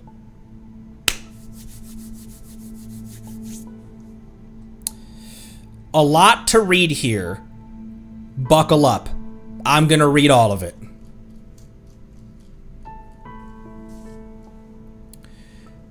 Many of the stories off to a great start. Many of the stories Nicole envisions begin with a phrase as old as the stories themselves. A long, long time ago. It was a long time ago when the lights of myriad nations filigreed the earth in gleaming gold, when the daughters of heaven wandered in carefree grace betwixt divine courts and mortal cities. It was a long, long time ago, when the sovereign of ages past, who had descended into deepest darkness, had not yet brought disaster back to his homeland, that's obviously Nibelung, when the radiant moons that hung aloft in the night heavens were still 3. The years brook no pause, the wheel spinning onward all the same, in a cycle emptied of hope. The spark of paradise perished alongside lives extinguished. Servitors once loyal to their ruler turned traitor for the sake of lives that had been fashioned. The Black Dragon Lord returned from the beyond stars, and a moonlit chariot of the heavens shattered like crystal. Wait a second, it's all too much at once. Just take any one of those threads and spin it a bit more, and you'll have enough for a whole book. The mage writing the story holds up her hand to stop Nicole as she speaks. Her brows knit together as she tries to think. Too many stories are pressing in her at once, and as each opens into still more thought, she finds herself unsure where her pen ought to go next. Is this Anya we're talking about?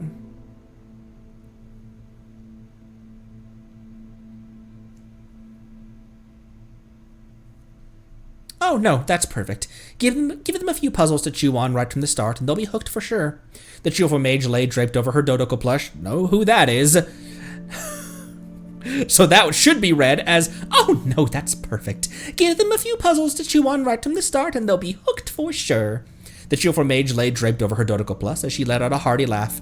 Although she has no idea if her friend's work would ever reach the common reader, the mere prospect of a tea party has filled her with enough delight to last a long while. Mage who can read the future, so this is Barbie speaking. Who knows?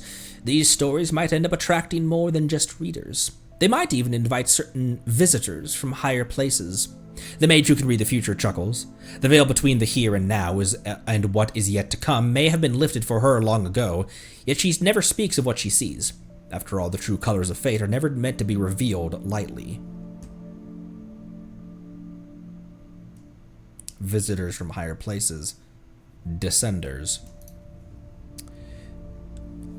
Oh, well, now you've made things sound even more interesting. I'd quite like to meet these so-called visitors. The inquisitive mage gives an airy clap before falling silent, as though she's truly looking forward to some uninvited guest's arrival. The mage who would soon be off again does not say a word. She gives the floor a neat tap with the heel of her thick boot, and the rustling of the suitcase beside her stops right away. Now she can pick up her tea and enjoy it thoroughly again. Really? Then maybe I should tell a different one instead. One with a little more detail into it? The mage without a voice blinks. Since the tea party won't be ending for a while, she decides to let that story aside and starts telling another instead. It was a long, long time ago. The mage would soon be off again.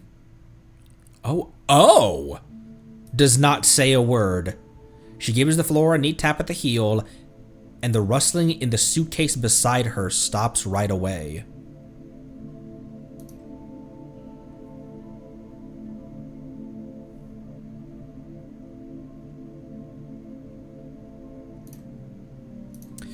Story 1. Nicole was young for an envoy of the heavens, and among the youngest, in fact. Granted the holy favor of the heavens like her sister, she was endowed with both wisdom and sacred authority, and called to fulfill that supreme will.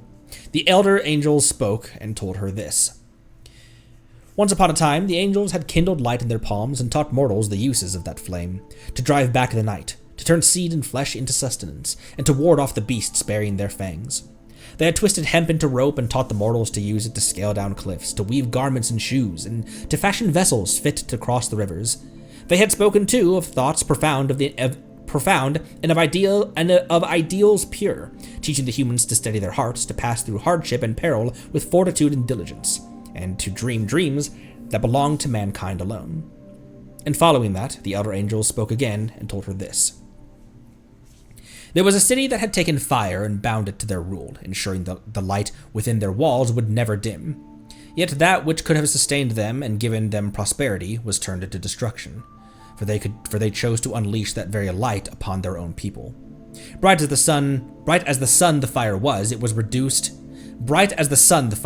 and it reduced countless innocent lives to bone and ash. The earth that bore its passing was left level as a mirror, stripped of every sign of life. And in the aftermath, countless more were cast out to wander. At last, the high heavens brutal. At last, the high heavens extinguished this flame, furrowed the dead earth where no life remained, and by the lives of the punished awoke life. Awoke life there anew. Elsewhere, there was a city that wove all things from rope, yet sought to climb the most sacred heavens by the golden cords in their hands. They painted countless golden strands upon canvas, drew them forth, and bound them into an upside-down tower rising towards the heavens, seeking to reach the supreme fruit they had imagined there.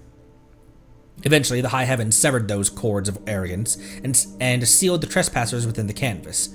There, the golden cords they had woven bound them for all eternity, and those beyond the canvas were brought low to their knees, never again to turn their faces up towards the heavens. And then there was another city that pushed the wisdom of the world to its furthest reach. To attain the ultimate understanding, they cast aside the bodies they saw as burdens and descended, one by one, into the lightless depths of the sea. Upon the waters there remained only thin shells adrift, and through his eyes and hands they continued their exploration of the world. Yet before his sight could be set upon the dark gulf beyond this world, the high heavens turned the vast waters of the sea to vapor, purged away the intellect that had led them into delirium, and returned them to their first shape, thereby ending the fevered reveries of that deep transgression. Real quick,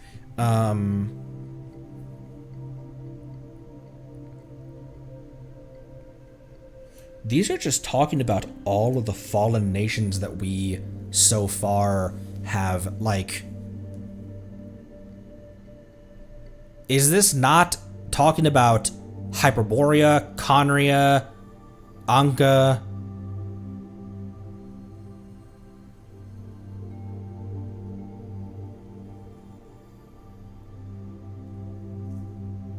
Some of them, we don't know which ones.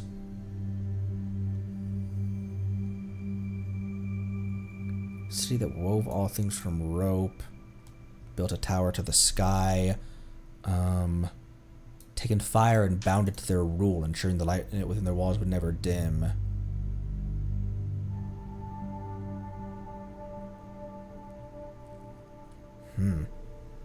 The laws shall not be tested, nor shall the structures be questioned, or the scriptures be infringed. Thus spoke the eldest sister, once closest of them all to the Lord of the Sky.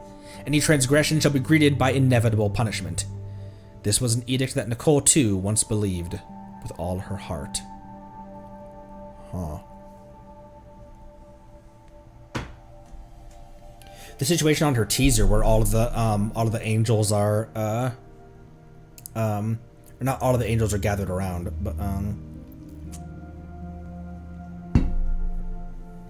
Story 2. Gracious envoy, I've come with another question. Another day had dawned. A girl came up to the temple high above the satellite city, and once again knocked on its doors. Inside an inner hall. Period. Kind of odd there.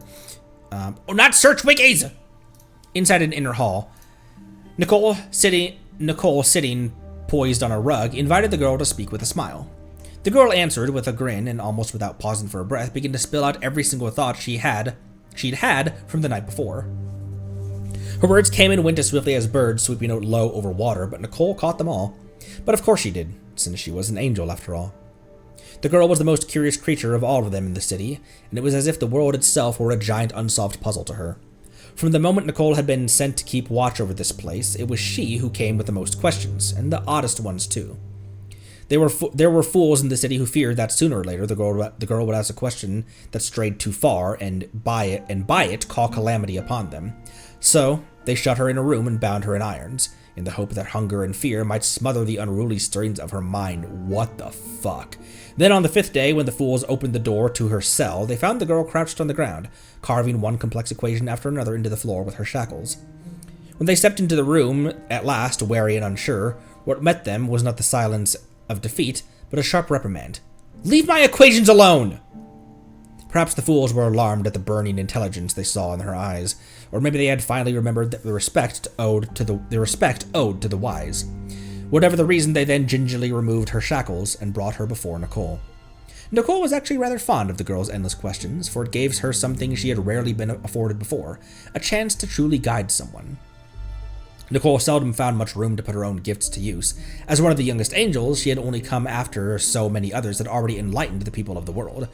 The people on Earth at this point were so remarkably clever that they even perplexed the eldest sister on occasion. But now, fortune finally had handed her one precious opportunity.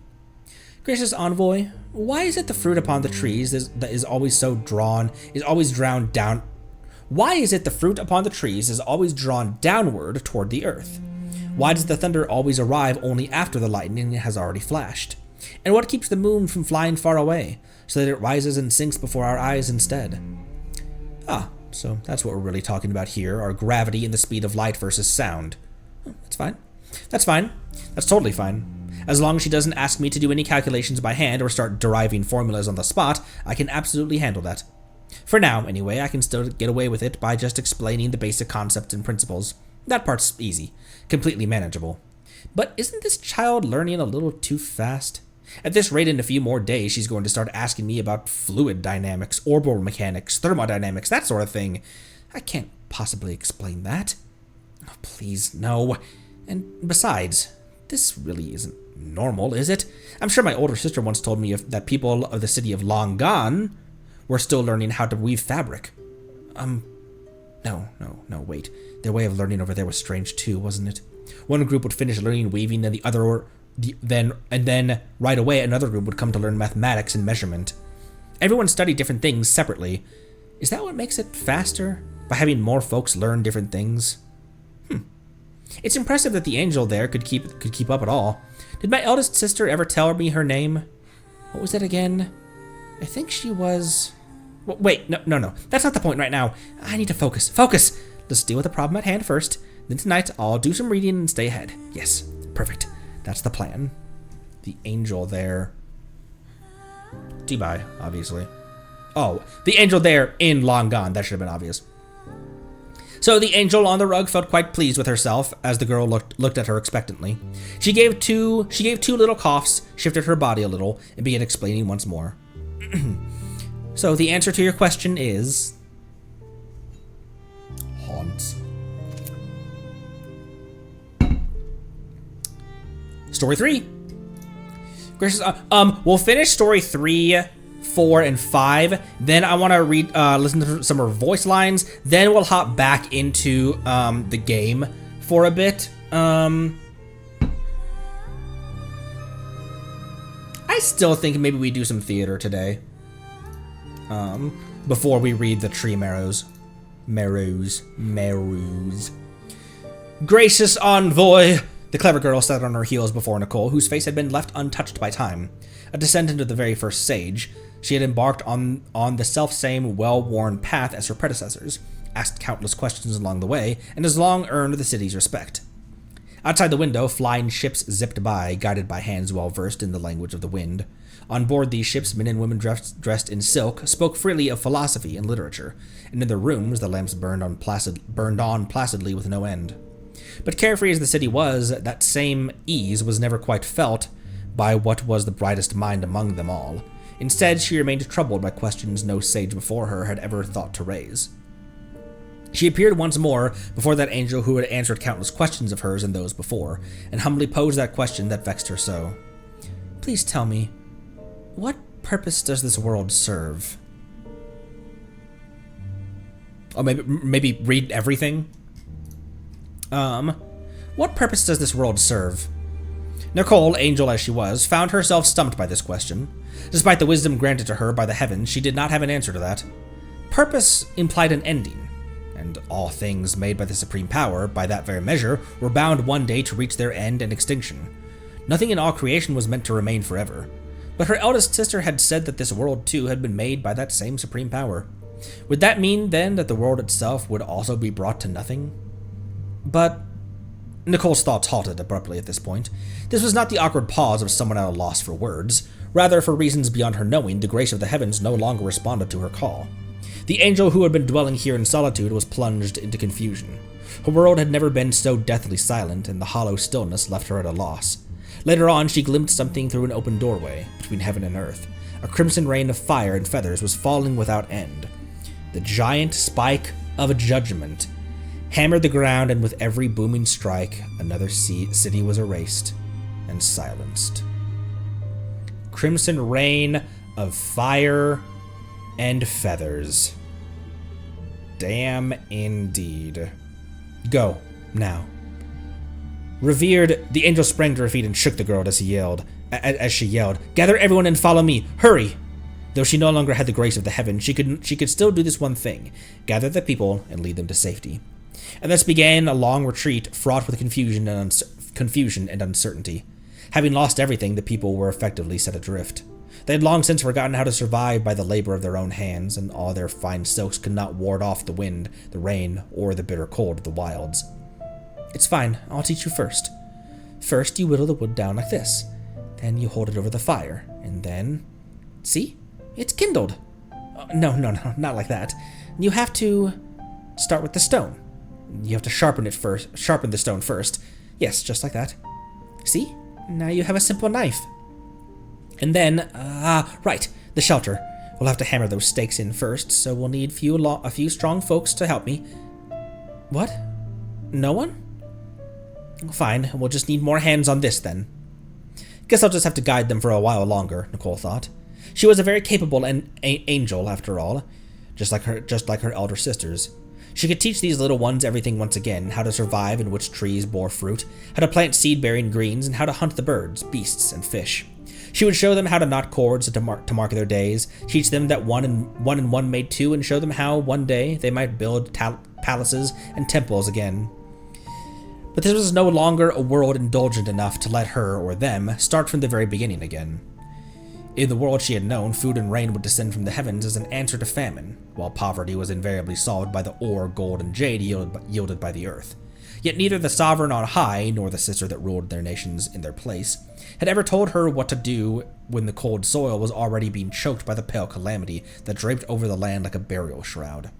How was she to sow life into the earth with nothing but wild seed? And if plague and hunger should threaten these puny lives, how is she to summon from nothing a remedy for every ill? The brilliant angel had already labored to master every theory and field of knowledge that the age held as the key to happiness. Yet when applied to the art of being happy, theories were only theories, and knowledge was nothing more than a pale approximation. The last to fall asleep was always the cleverest girl of them all. Gracious envoy, the girl asked as she lay in Nicole's arms. Please tell me, just what purpose does this world serve? I don't know. said Nicole. No answer could have sounded less fitting from one such as her, but she really did not know the answer. Fucking brutal. The giant spike of judgment. Is this in particular, and with every booming strike another city was erased and silenced, Hyperborea's nail only occurred because they rebelled.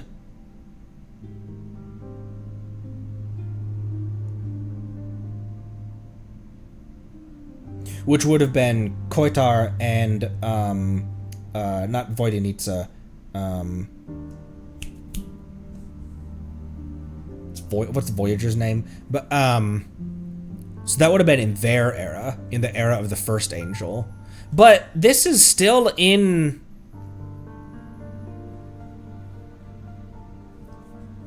Surtuvoinen. What did I say? Voidenitsa?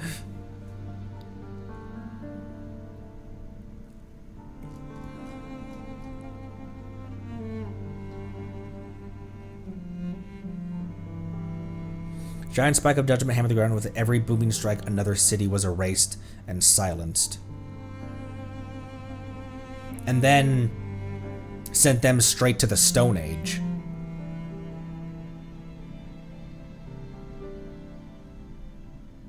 And it was ultimately Canon who led the remnant Hyperboreans after Hyperborea got nailed. It was ultimately Canon who led them to Nodacry, where the Frostmoon Scions now being the descendants of those original Hyperboreans.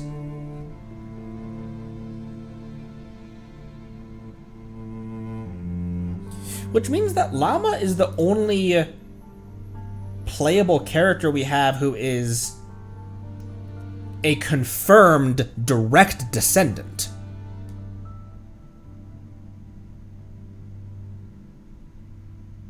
Right? Nobody else?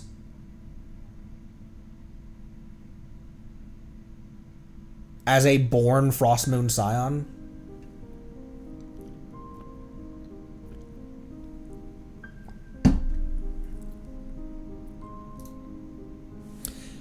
Story 4.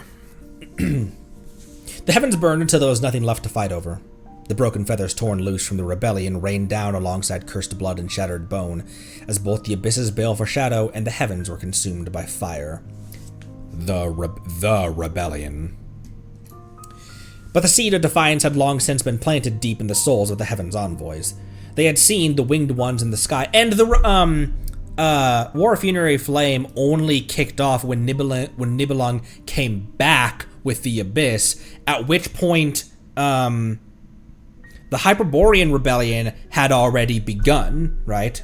The Hyperborean rebellion began, and then Nibelung came back. Like, while that rebellion was already in place. Excuse me. Some Fae. Technically the Fae. Oh, yeah. So, in a way, just that the Frostmoon Scions are directly... the current age Frostmoon Scions are direct, long descendants. It's been centuries upon centuries. But, the Frostmoon Scions are the direct, descendants of them. But yeah, so Flynn's as well then. And, if Augury Birds as well, then Linnea, as well. And any subsequent Fae that we meet along the way as well.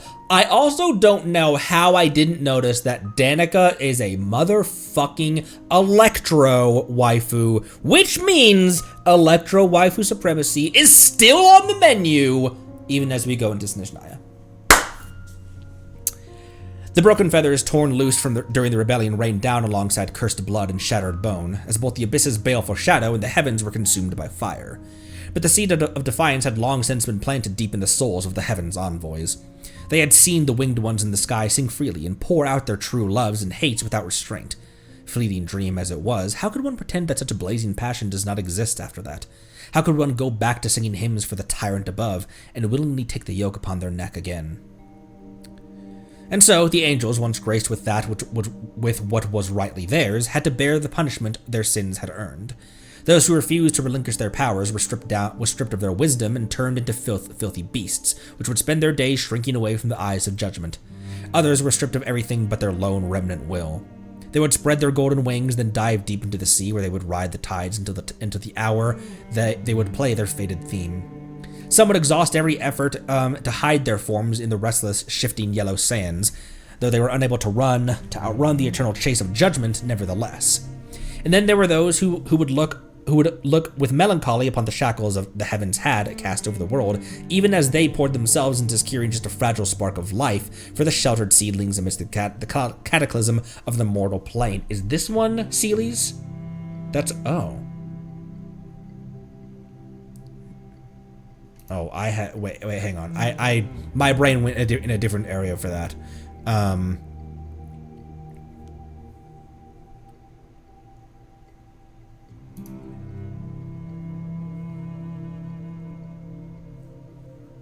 They would spread their golden wings, then dive deep into the sea, where they would ride the tides until the hour they would play their fated theme.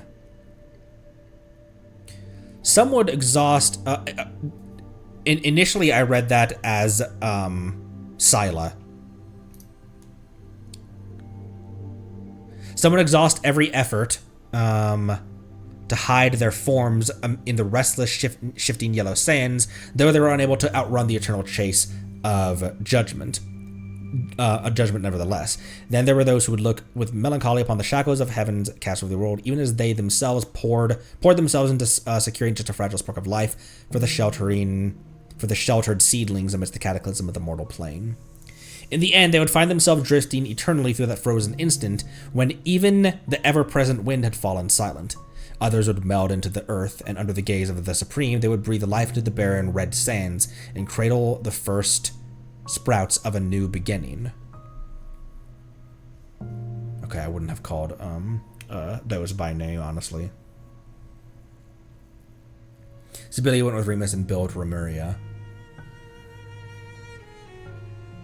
Fated theme should have been the keywords there. And then at last it was Nicole. Oh, this one was short. And then at last it was Nicole's turn. Half of her wisdom she surrendered, for she knew that it had already been forged by the heavens into a set of shackles.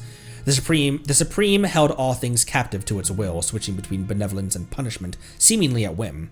Not even the heavenly envoys could shake its core, and she herself had already witnessed the torment those blind shackles had inflicted upon the innocent.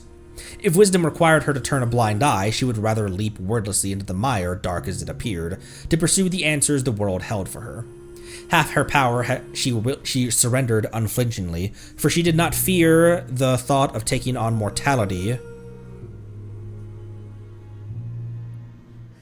Sorry, it's my wife telling me that she made it to where she was driving.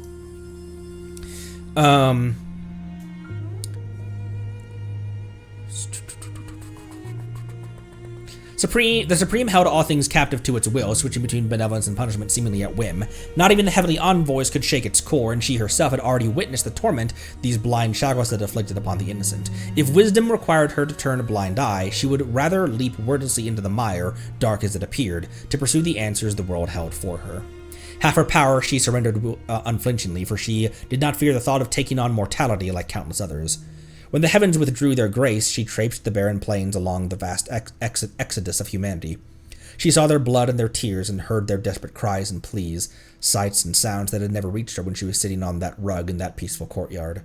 If power required her to turn a deaf ear, she would rather shed the wings that had never truly been hers, and set out alone to find the reason for her existence. And so Nicole made her way back alone to the silent earth. But the once so mighty angel still could not find the answer to the question of the world's true purpose. This also was partially depicted in one of her trailers. Number 5. The purpose of the world? Well, but before we go any further, it might be best to first stop ascribing human thoughts and emotions to it. Mage M blinked at the strange question as she prodded at her hair with the feathered end of her quill. A resigned smile appeared on her face. To resist destruction, said O, who was enjoying a rare moment of peace and quiet. She kept her gaze low, letting the silence linger for a while before finally added, but in the end, it all comes out the same. I have no idea what you're talking about, and I don't feel like figuring it out either, B yawned. This was in the days before she met her apprentice with the large hat. If the world's purpose isn't mine, what am I supposed to flee from this world then? By the way, where's Alice? No wonder it feels so quiet around here. Is she not here yet? If leaving this world were possible, that would be great, said R flippantly. Her eyes were fixed on the flask in her hands where life was quietly taking shape. That is such a fucking crazy sentence. Then she set it down and clapped her hands. Still, that's a pretty interesting question. Could make a nice little test out of it. As the moon traced another slow circle above, the mage's tea party continued, drifting through casual and sometimes scattered conversation. M closed her book and left her seat. R and B left the party together. Finally, O nodded to Nicole and walked out with her rolling suitcase behind her. Nicole let out a quiet sigh, even those as powerful as these mages. Oh, Nicole let out a quiet sigh, even those as powerful as those mages. Hey, Nicole, you ready yet?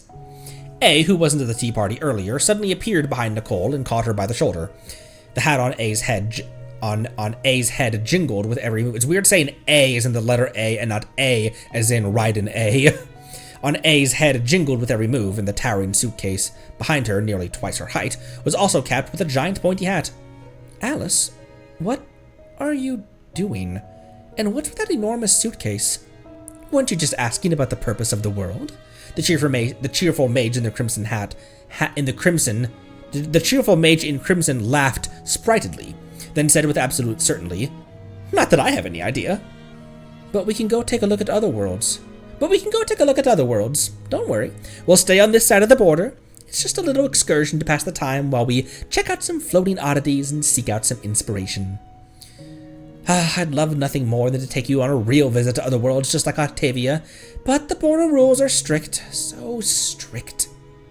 When you come back across the border, you have to leave behind everything that doesn't belong here, except for memories. Though sometimes even the memories aren't allowed either. That's fascinating.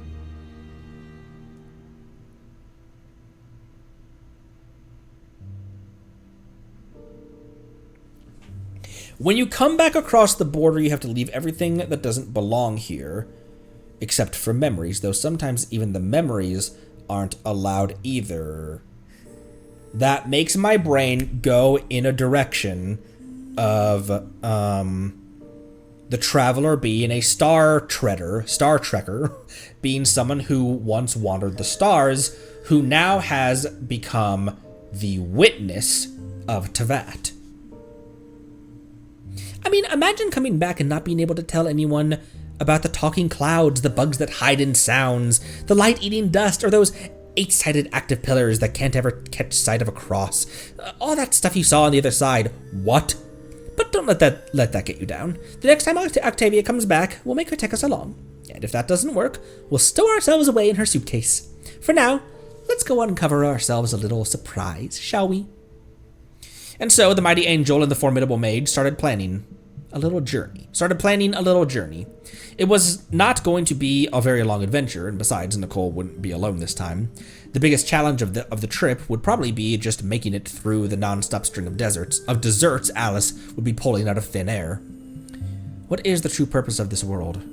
The angel, shackled by the heavens as she was, could never get an answer to this question.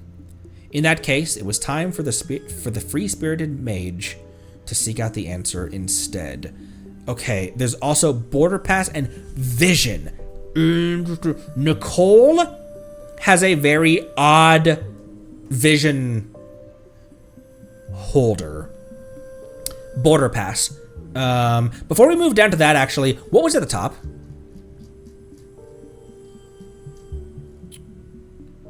Official introduction. Is this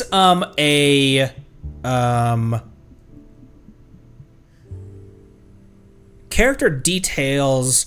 This is what starts in the game, right? Zhongli's still hanging out over here.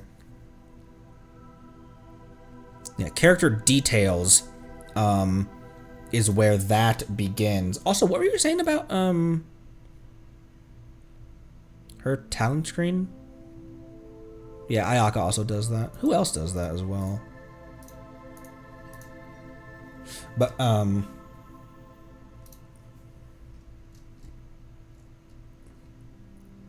official introduction. Oh, was this drip marketing maybe?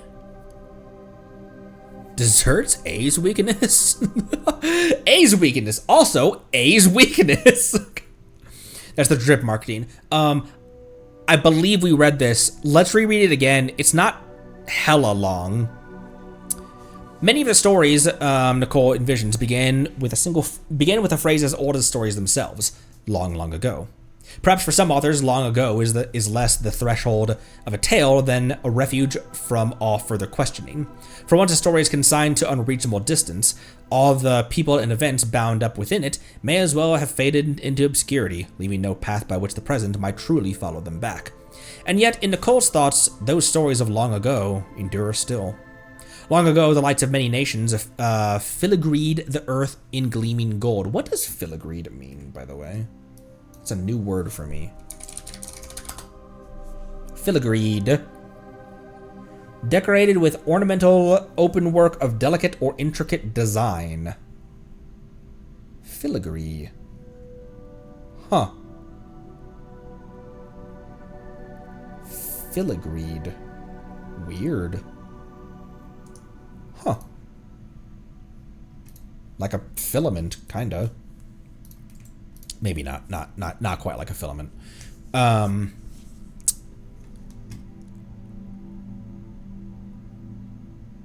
Where was that? There. And yet, in Nicole's thoughts, wait.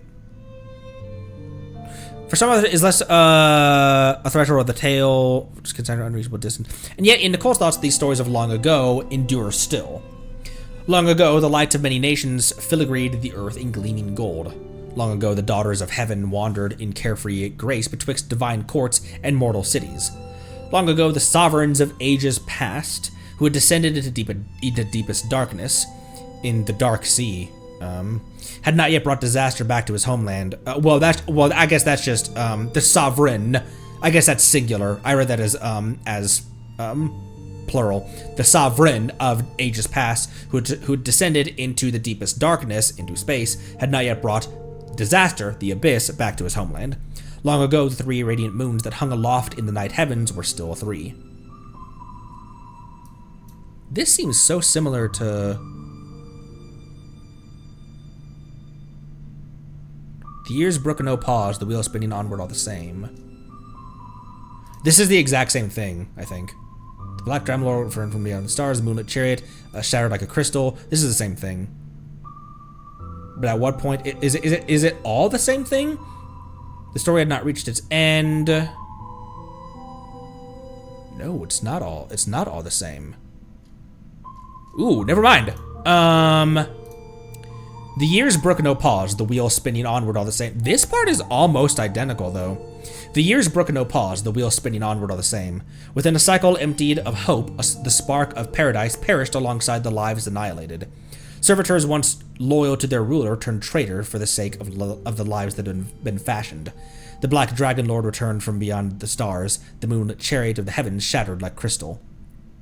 The story had not reached its end.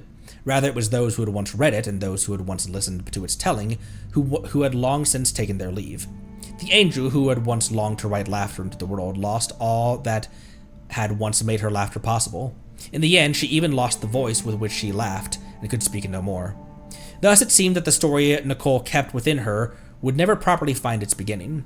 She could only go on cradling so many long agos roaming the world and watching as all things passed, changed, and were remade by time. That remained so until the day she met a tiny mage in an enormous hat, its extravagant brim tipped with such pride it almost seemed ready to brush the sky. Compared with the hat she wears now, however, it was still a fair few sizes smaller.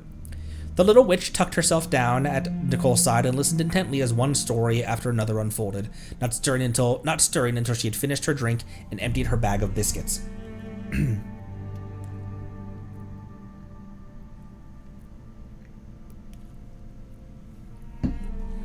So, are you really an angel? And all those stories were real too? Then, yay, that works. I'm a mage, and you're an angel, so we match perfectly. The merry little maid stretched out a hand to the angel who had come so far, all the way from those distant long agos, and warmly invited her along. Want to join my Hexen Circle? I only just came up with the name, but it has a real ring to it, don't you think? It's gonna be the funnest, awesomest, best club in Tevat. I promise. Man. Tiny Alice with Klee energy with the same No answer came from the angel. None could. But the little mage did not wait for one.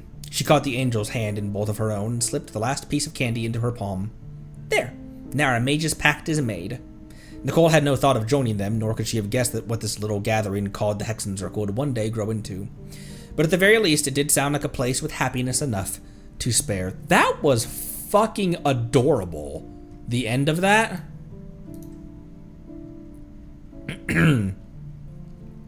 Let's go down. Okay, Border Pass and Vision. Okay, not a ton more to go. I'm going to have to give my voice a slight break before we do the Marrows. How much is in the Marrows? Not a Never mind, it's a bit lengthy. My voice is already feeling the strain. So let's finish this real quick and see where we lie there.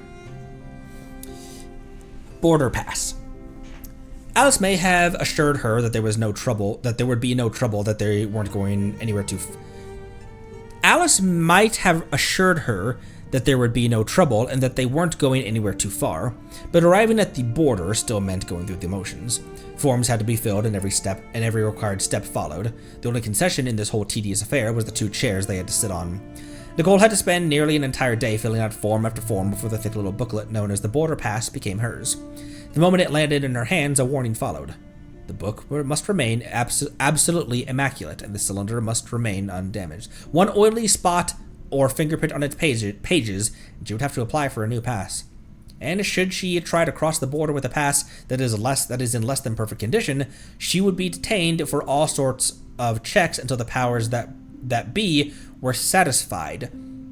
Who is the governing body that is requiring passes and forms to transcend realms and worlds?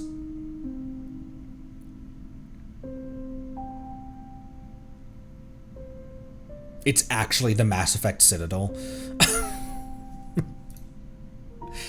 Interestingly, the very this is it's literally like the humans discovering the Citadel for the first time after the first contact, or rather during the first contact war. Interestingly, the very substance of the pass seemed to change depending on the person holding it. Nicole had already seen them come to stone, wood, liquid, vapor, a kind of non-chemical information carrier, and even light forms de-energized phlogiston. It must be really difficult to keep the border secure, Nicole reflected as she watched someone carrying an entire stack of clay tablet-type passes hurry by. Damn! Some people get vapor to carry, other people get giant stone tablets. Yeah, and that's why I try not to stay here any longer than necessary, Alice replied as she stepped over a rather wide stream of mercury.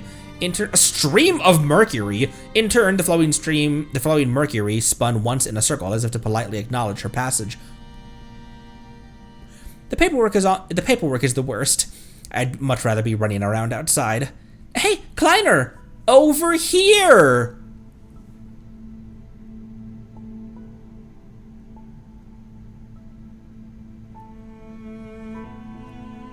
Alice sprang to her feet and waved vigorously. The figure in the distance who was juggling 8 paper bags waved back with equal enthusiasm. All right, the goodies are here. Let's eat first, then we can go check all the other fun things. Chaddest of Chads mentioned.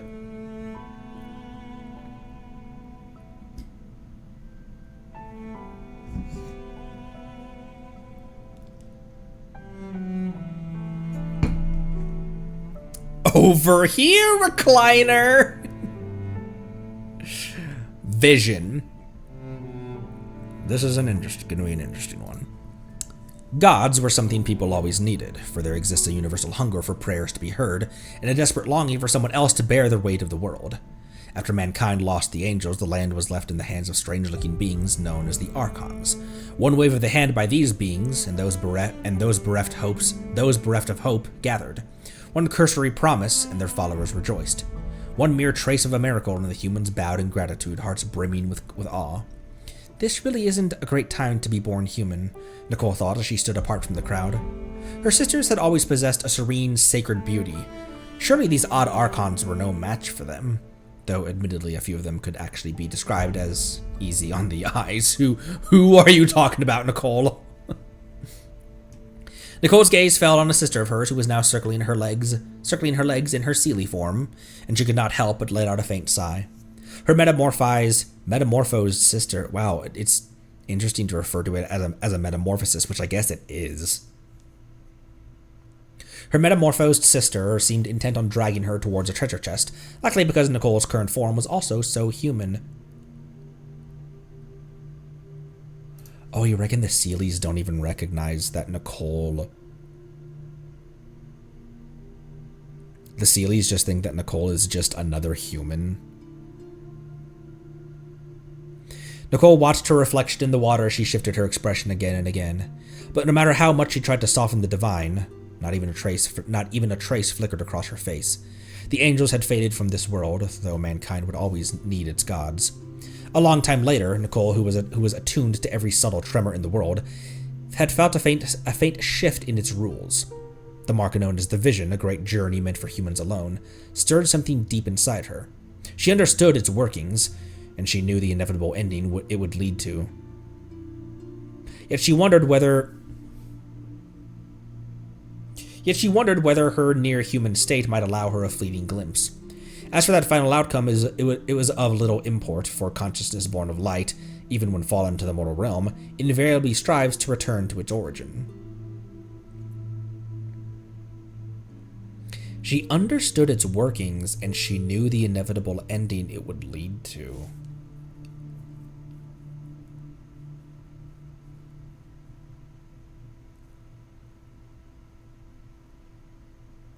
Nicole tried everything, but to no avail. Thousands of years of emotions were pent up within her, but had nowhere to go. The heavens simply remained indifferently mute. In great disappointment, she wandered to Natlan, finding there the only family still capable of sharing wisdom through language. You'll only be ignored, since they've erased the angels from the world's design and order. I get it now. It means I'll need to use my brain and worm my way into the human world, huh? Where connections did not exist, she made them. And where she wasn't part of the plan, she made sure she became part of the blueprint nevertheless, one way or another. Nicole no longer watched from afar. She took on sculpture commissions, the rewards tucked into treasure chests. She guided the lost in silence, handing them the chests before she sent them off on the right path.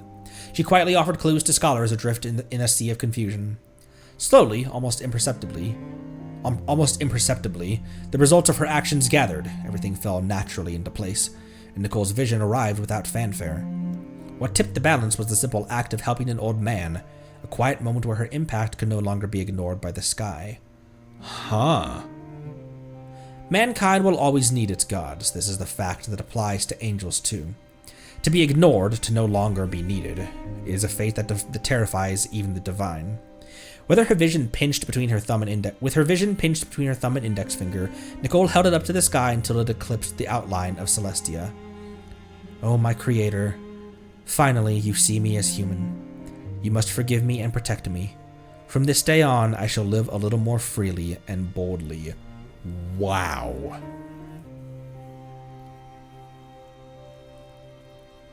What does she have to say about her vision in her voice line. This isn't just decorative. It's proof that I've been recognized by the heavens once again, but this time as a human. Huh? What does being human mean to me? Oh, well, it's being free and not so free, I suppose. Come to think of it, perhaps my circumstances haven't improved that much. Huh.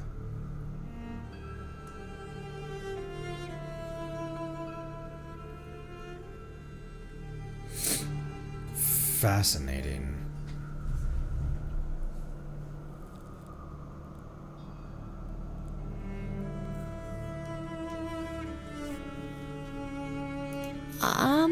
I'd rather us not meet, actually.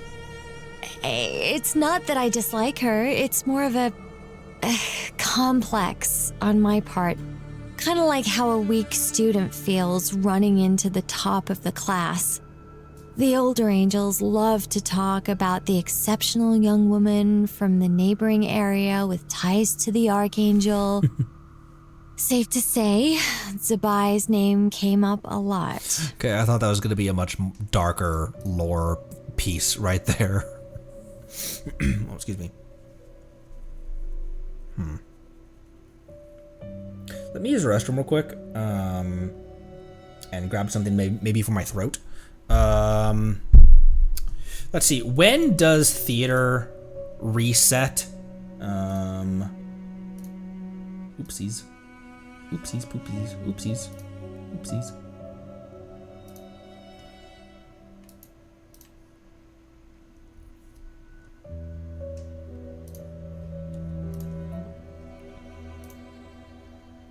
Oh, it just reset, right, okay. We might do theater a different day then. I'll think about it. Excuse me. BRB, I'm gonna use the restroom real quick. I'm gonna use the restroom real quick. Maybe get something for my throat and my hiccups. BRB, I'm gonna give my voice a little bit of a break from like reading. Let's just do some,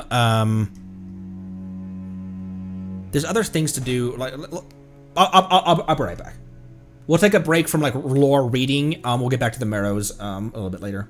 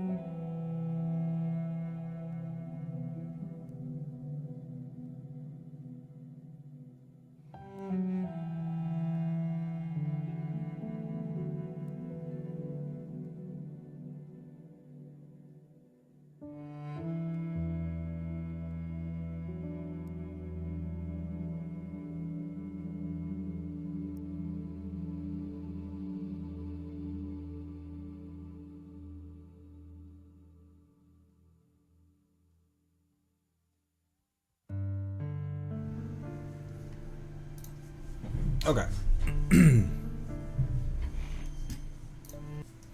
Let's well, we didn't finish these. I wanted to listen to some of these. Let's Anka music or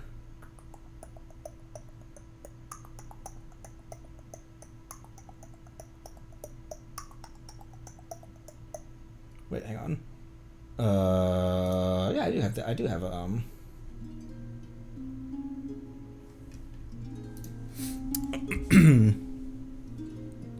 Oh, should I introduce myself again? Looks like no interference from Alice's self-introduction magic this time. So I suppose I'll just go ahead. I'm Nicole. As you can see, I'm... Oh, again? Guess I spoke too soon. Does something happen during her poll animation? It just pops up another little tab. In truth, it's thanks to the Seelie that there is always treasure at the end of the rainbow. Good morning. Good afternoon.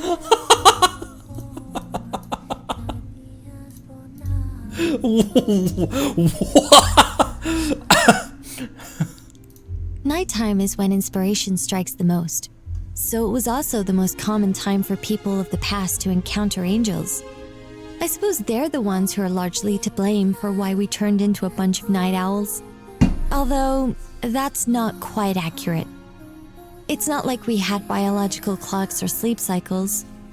What we did was more akin to regular functional maintenance. So, I suppose it was just a matter of avoiding the evening hours. This is about authors.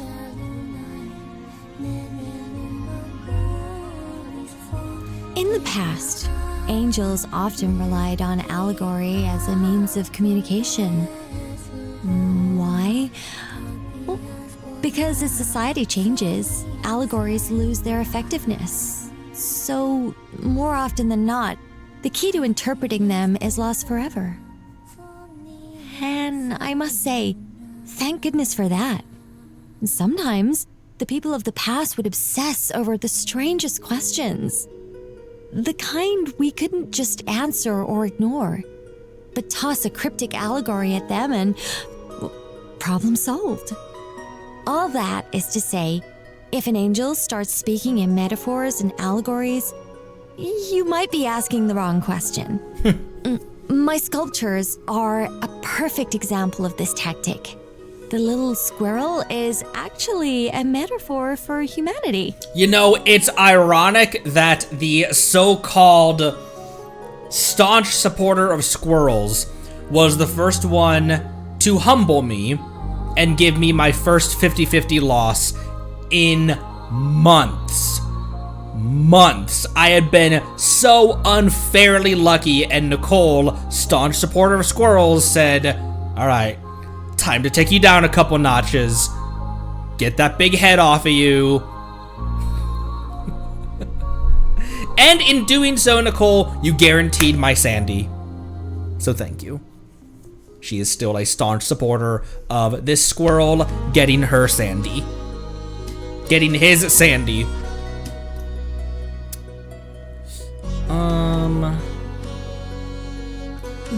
We just listened to that one. Oh, a story? You really want to hear one? You actually do, don't you? Well, that makes me so happy. Most of the time, when I open with a long, long time ago, it's because I'm explaining some complicated thing or another. But since we're just chatting... Arcadia? Long Gone? Delphi? Patra? There are so many stories I could tell. What was Delphi? And how was that? Was Delphi in some way related to Hyperborea as well? Oh, Delphi is the former Anka, so never mind. Do you know why squirrels are a good metaphor for humans? Because both belong to the, Euarchontoglires classification. Sure, let's go with that. Are you familiar with that term? I learned it from Alice. What does that mean?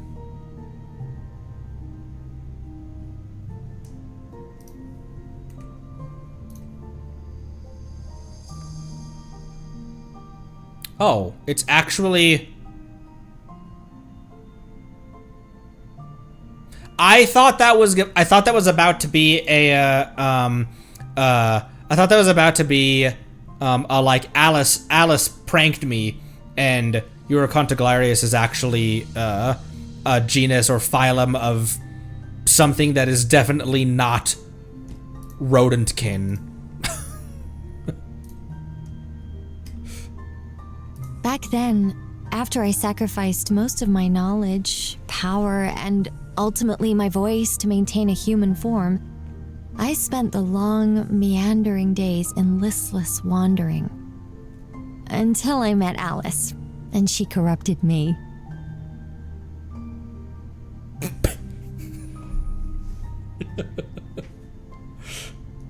In truth, it's not that I'm any smarter than the other angels. I chose to offer up my voice back then because, well, how does that saying go? Fortune favors the bold? The heavens demanded silence and punishment, so I thought a lifetime of voicelessness could be a good bargaining chip.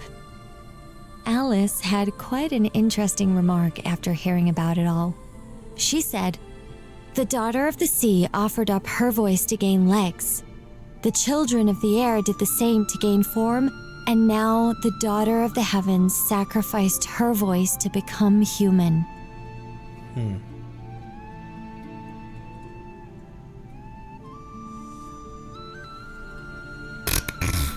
Klee is adorable. But Alice is worried I might have a bad influence on her brain development, so she doesn't let me speak in her head.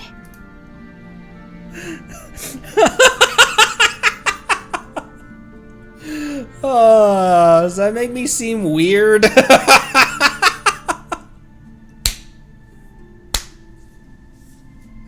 Bruh.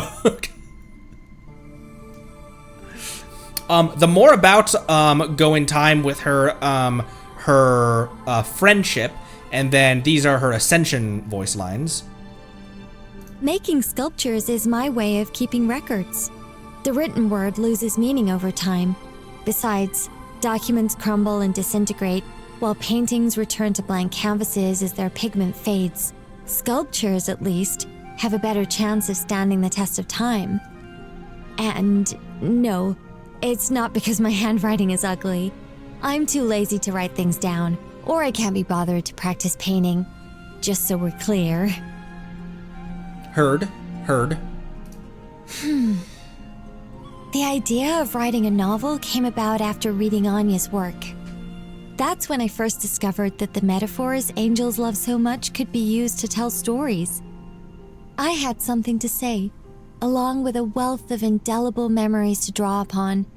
So, it felt both like something I was meant to do and a path to self-fulfillment all at once. In the end, though, I was far too lazy to follow through. Lost knowledge can be relearned over time. Lost power can be regained with training. But when certain possibilities run their course or fade away, it is best for them to remain forgotten. After all, what matters most is the stability of the present moment. Letting regret or remorse drive us to resurrect what has been lost could leave us with a future we are unable to control.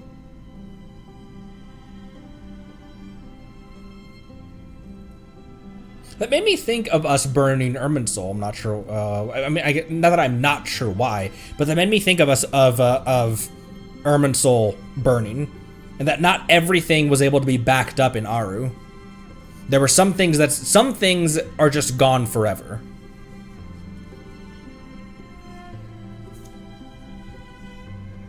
The angels who forsook wisdom in favor of power became corrupted dragons like Ursa, ones without distinct elemental characteristics. Of course, over time, heroes have hunted them to near extinction. What if I had chosen power like those dragons? It's difficult to imagine. I'd like to think my scales would have been a glittering silver, though.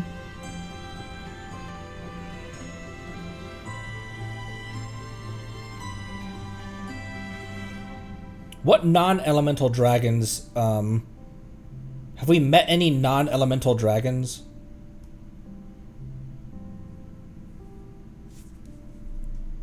I don't think so. Humanity is such an intriguing...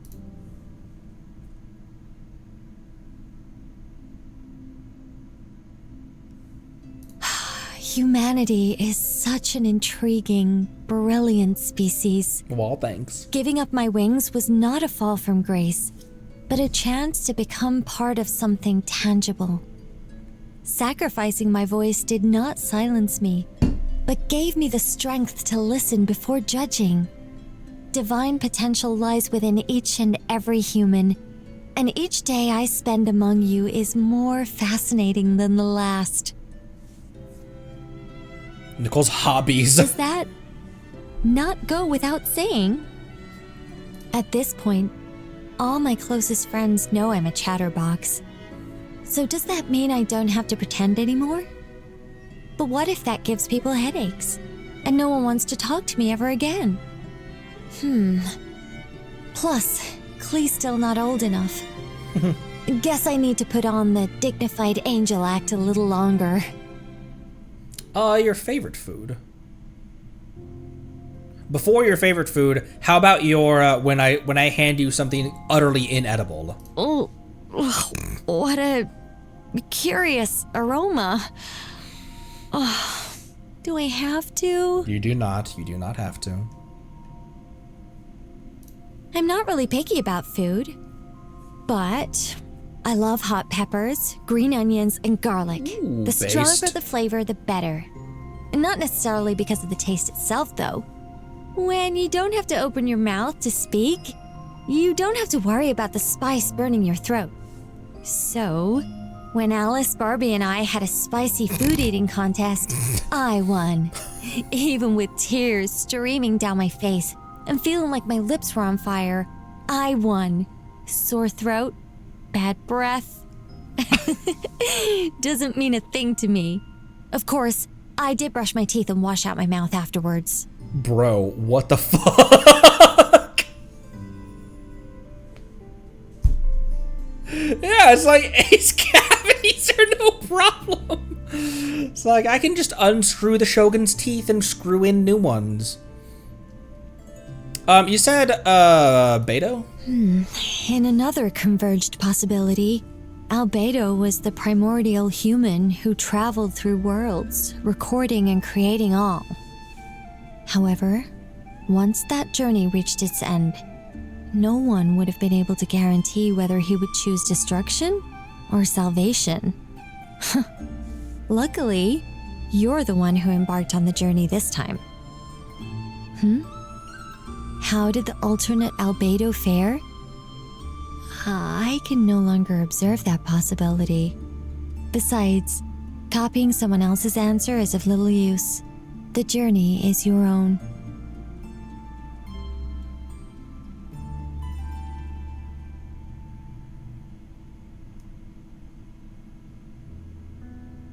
That is not something I would have expected from Nicole to say. That's something I would have expected out of, like, Barbaloth. Huh.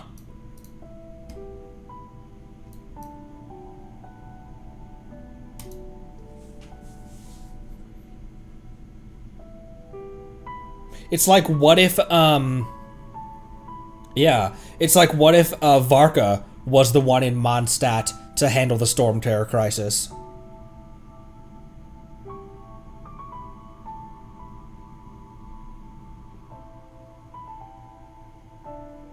Huh.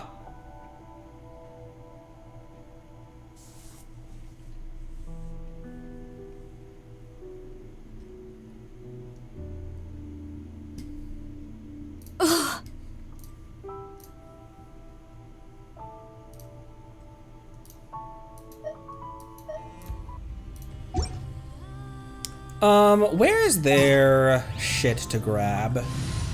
Or what is there, Let's go, Faggio. Must have been the wind. Must have been the wind. Yahoo! Venti, I've got some questions, by the way, about Easter.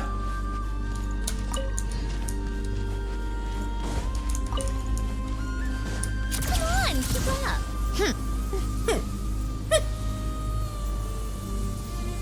You think we'll interact with any of the other shades at all? In Snezhnaya? Also, have you guys grabbed, any pictures of the North yet? I don't think I'm going to, but, I should. Maybe I'll take a picture from Pyramida.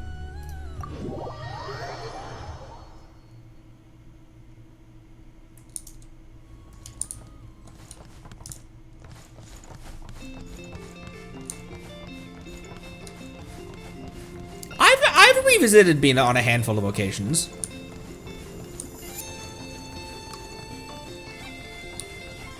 Got pictures of the entire northern border of the map. I'm not sure what compelled me to make that voice.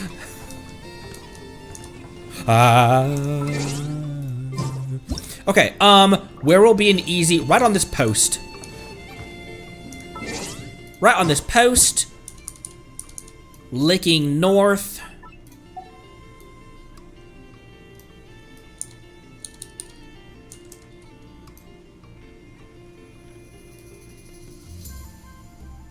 And it'll be a good way to frame. There's Fontaine right there. There's the northern part of Nodcry there. And whatever the hell ends up right here. That'll be a good, something that can be replicated. Because... Unless do we think they're gonna sprout it out from here? No, they said that the Dottore placed False Moon Institute on the only road to Nodcry. You guys also have pictures though, yes, you think? So, you reckon? Because I think that our entrance point is gonna be this little break in the cliffs right here. Right here. I think that's gonna be a road.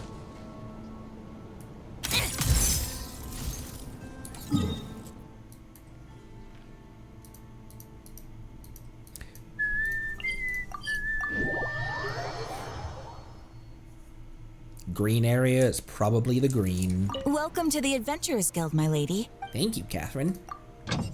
Why haven't we seen any Catherines in any of the Snezhnaya promotional material? Pray tell.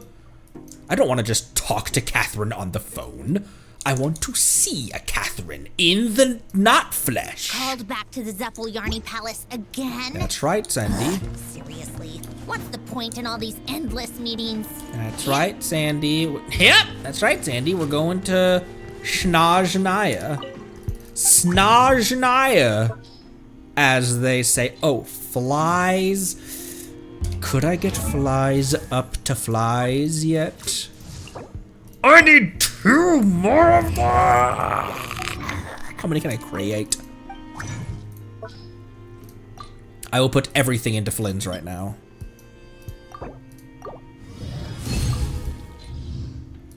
Like, again, I don't think I'm trying to pre-farm for Odette. I will get more of these as I get her, like, bosses and everything. Right now, I'm concerned about the characters that I currently have in my roster.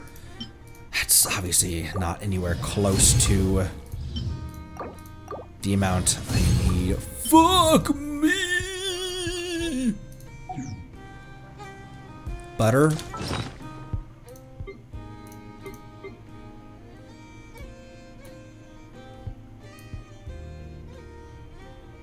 We still have 10. We still have 10. We bought 10. We still have 10.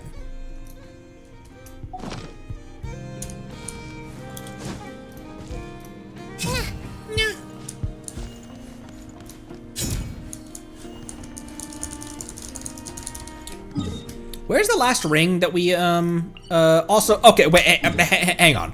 Before that, before we go to something in Natlan.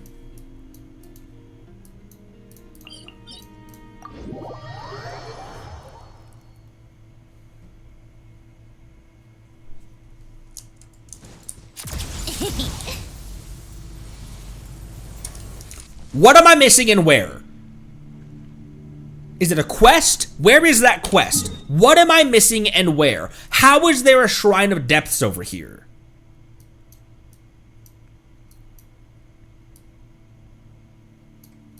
And is that the only Shrine of Depths I'm missing? I hope so. The quest I started and didn't continue. That could be any of 4 billion quests.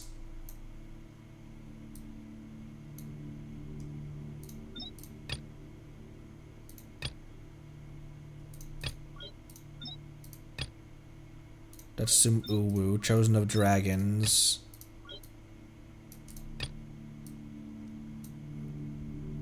Treasure lost?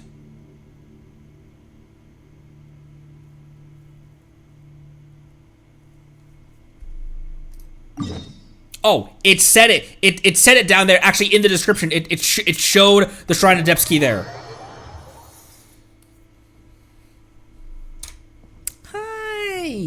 I don't remember who the fuck you are. What secret does this set of archaic admonishments hold?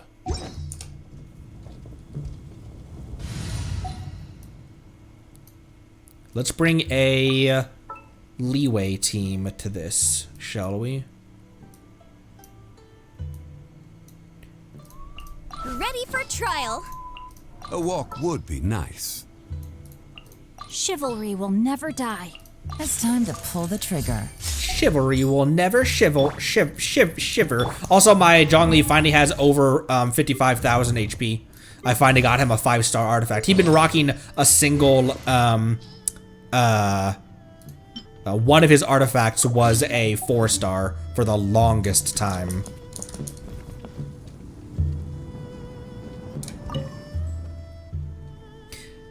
Guizhong's 4 commandments. What are they really trying to tell us? I'm ready! Let's go find that treasure! Whatever the hell it is. Whew. The slightest mention of treasure and you're suddenly beside yourself with excitement. So be it. Let's begin our reading of Guizhong's 4 commandments. Teach with wisdom, be bound by virtue, fortify the bones, unite in ambition. The convergence of these 4 shall be known as the Guili Assembly. The service. Oh! We grabbed shit over here! On the surface, it does read like a set of commandments. Golden rules for life. But it's also supposed to contain some sort of clues to a hidden treasure. I can't decipher it, though. It seems we'll have to approach this in what academics like to call the old-fashioned way. Those 7 passages we found previously, they were all located in ruins of some sort. Since we're not sure where to start this time, perhaps keep searching in ruins for now. All of them?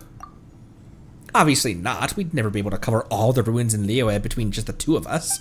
So let's limit the search area. Since the treasure has something to do with the Guili Assembly from the Guili Plains, let's restrict our search to the Guili Plains area for now. Oh, and one other thing. There's no way a scholar like me could keep up with you out in the field, so I'll leave the actual ruin searching to you.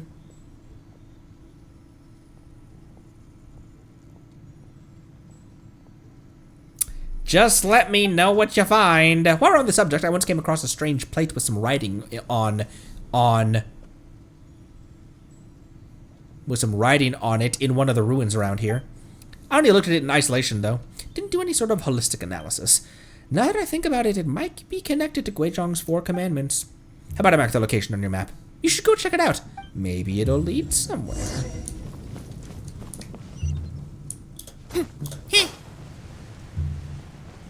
Dear gameplay! Dear gameplay with a Crimson Witch set, but...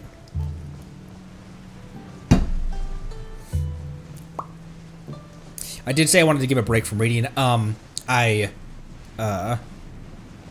don't. Yeah, you're right. I feel okay now. Oh, is it this little shit?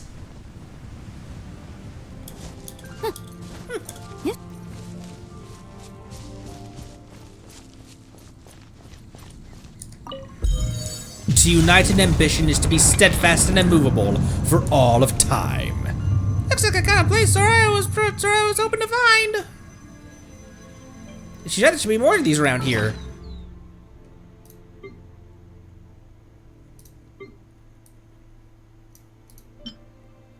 Not that. Look how cute. It'd be up, wouldn't it?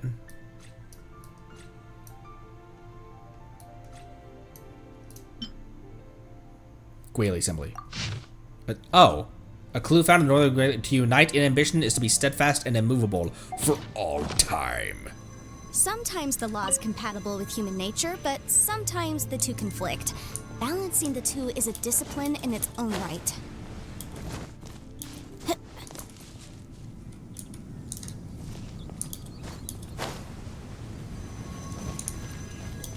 Did it open up a ruined door?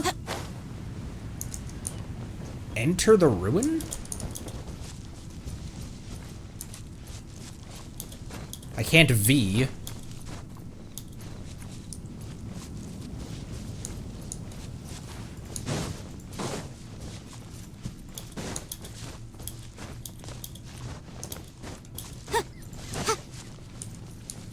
I heard something. I heard like a door opening. I heard something go. You know that sound? The best sound.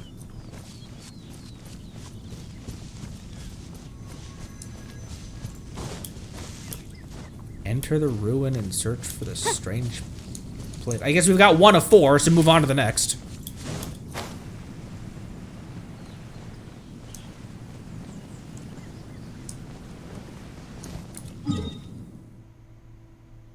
There's another one over here in there. Isn't there?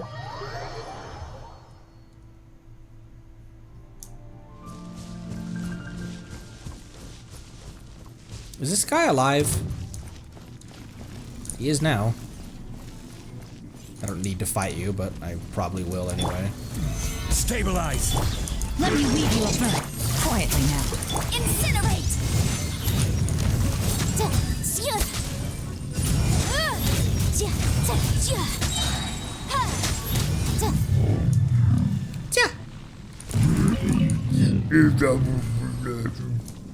Yep, another one right there.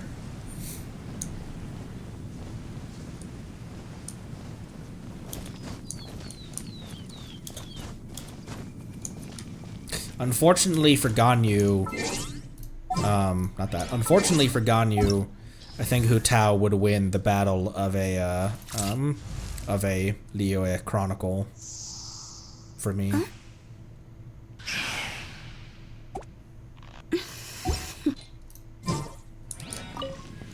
Virtue grows tall like a tree, though there should be shade. Though there be shade. What are the lines? Though there be shade, it will flourish forever.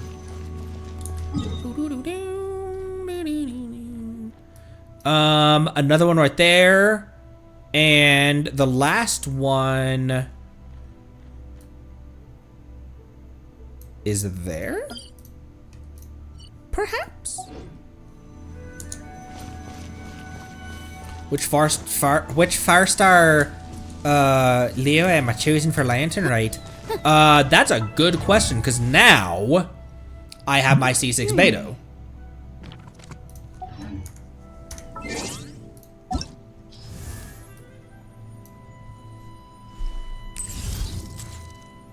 Xingqiu is C6. Is my Xiangling C6? I barely use her these days. Ningguang is definitely not. I never use her. Never use Chongyun. Yanfei is C6. Huh, good question. Yunjin might be the one, because of those non-C6 Liyue 4 stars, I do use Yunjin the most. Not that I use Yunjin regularly, but I use her more than never.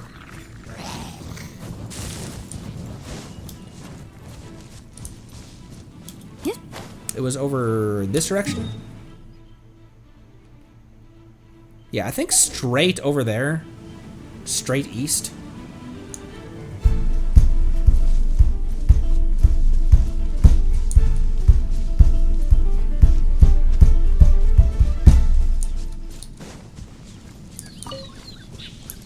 Old music. Look at these dudes! Test subject. Picked the wrong test subject. What's the right test subject? I asked that once and you guys were like, probably one that doesn't kill them. Nah, couldn't be. Oh! Lanyan! The lanyard! How many Lanyan constellations do I have? Oh! I also don't really use Lanyan that often either.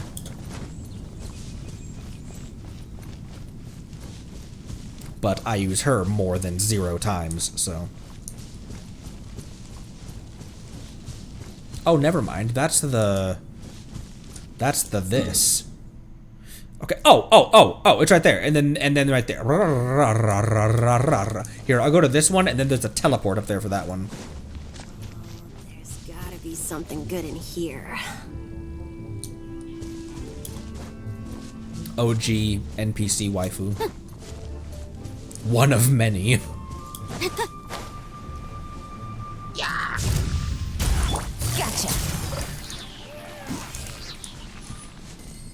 You gotta do all that, Yelan.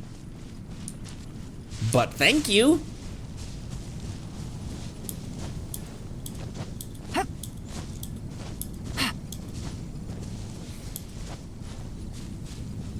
What's way more than can? Oh wait. Yes, I do use Lanyan and Yunjin way more than Kenichi. Wisdom is like water; it nourishes all those who receive it, and it is a reflection of the truth. Then a teleport. Boop, boop.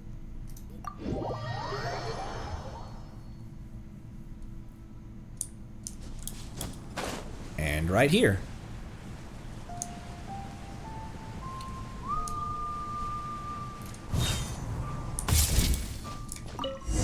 Fortify the bones. The movement can be supple when time comes. Alright, I did it. 4 ruins. That's gotta be all of them. Feels like we didn't make any huge discoveries, though. Alright, let's head back to Soraya. Maybe she'll see something we didn't. How far does that go? I went pretty fucking far, actually.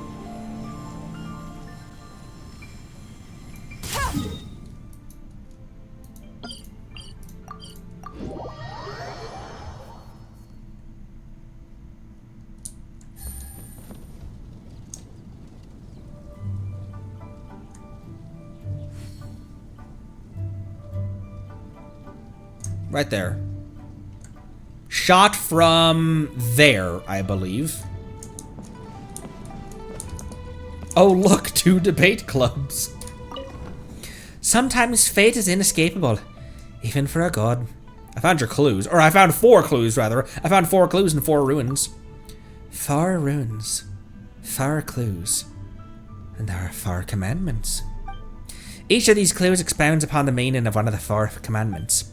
To get the correct interpretation, the original text of Guizhang's 4 commandments is key. Once again, sorry. These 4 are helpful. I could just stop doing the accent. But peripheral to our inquiry. These 5 passages are all linked. But how? Convergence. Could convergence mean that these 4 things all link up in some way? Ooh, wait, I remember. Each of Guizhang's 4 commandments can be found in a specific ruin. I'm speculating here, but perhaps the 4 ruins are relevant to deciphering the true meaning of Guizhong's 4 commandments? How exactly, I don't know. I need to mull it over. But you can have a look, I think, too. Or better still, go and investigate it firsthand. I'm just a skinny little scholar after all. I'll tire out completely after a few seconds on the run. Wish I had your stamina. Anyway, I'm gonna keep on thinking about it for a while. If you think of anything, or if you find anything, you know where I am. Could it be true? What I've heard? No. It could not be true. It will never be true. Not for you.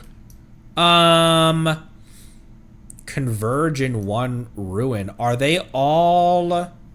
Do they all 4 intersect at the pool? Because I can't navigate, I can't V it.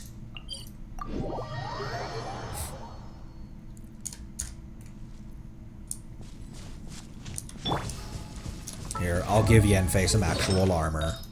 Or whatever the fuck. I'll give Yenfei some actual stuff. Yoi! I request your artifacts, Yoi. Enjoy meal, would be happy to share.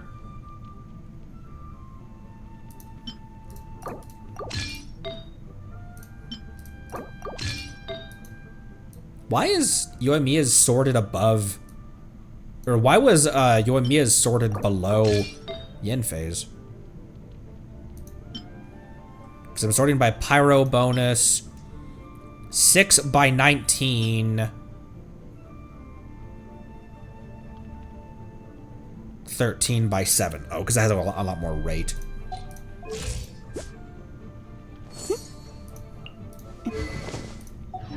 She'll be fine.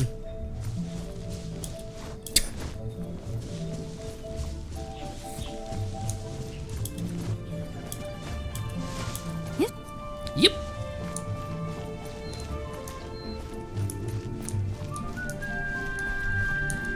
Ooh, ooh, ooh, ooh, ooh, ooh, ooh, ooh, ooh, ooh, ooh, ooh, ooh.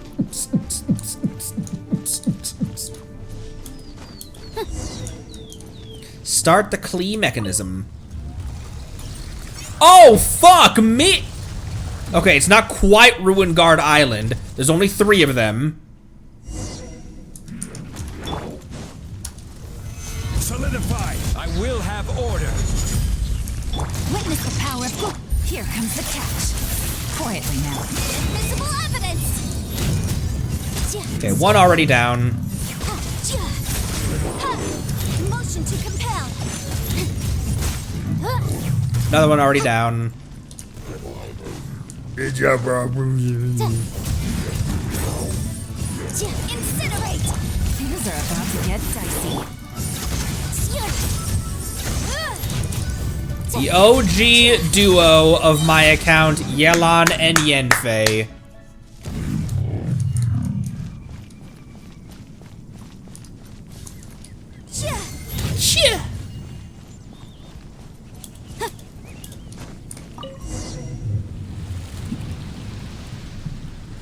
It's been 40,000 years.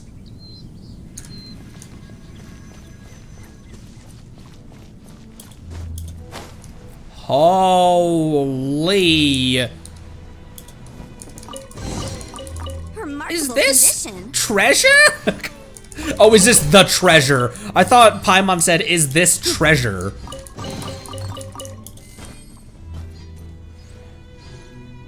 There's just water in there. It's a sluice gate! Poison Ashes, thank you for the raid! Hello, welcome! Hi! Hello, raiders. Thank you. Why is that a question mark? Oh, there's always a question mark. Hi, thank you for the raid. Hope you had a good stream. 10,000 years will give you such a crack in the... Hi, welcome. Pardon my yawn. Been a lot of talking today. We did a lot of lore reading today. So a lot of oxygen going in and out of the old noggin. Hope you had a good stream. Welcome. Thank you for the raid. Feel free to, you found me recommended? Really? I was on your recommended? That's crazy. Huh. All right. Well, thank you.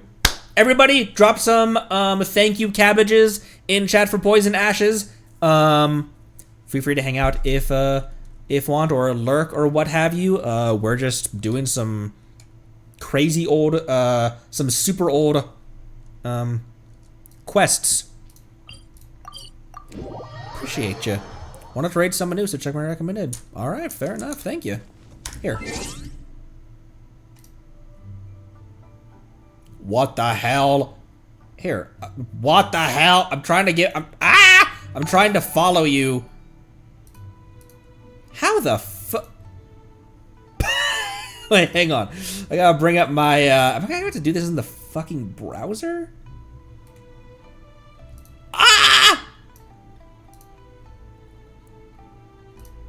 There, followed.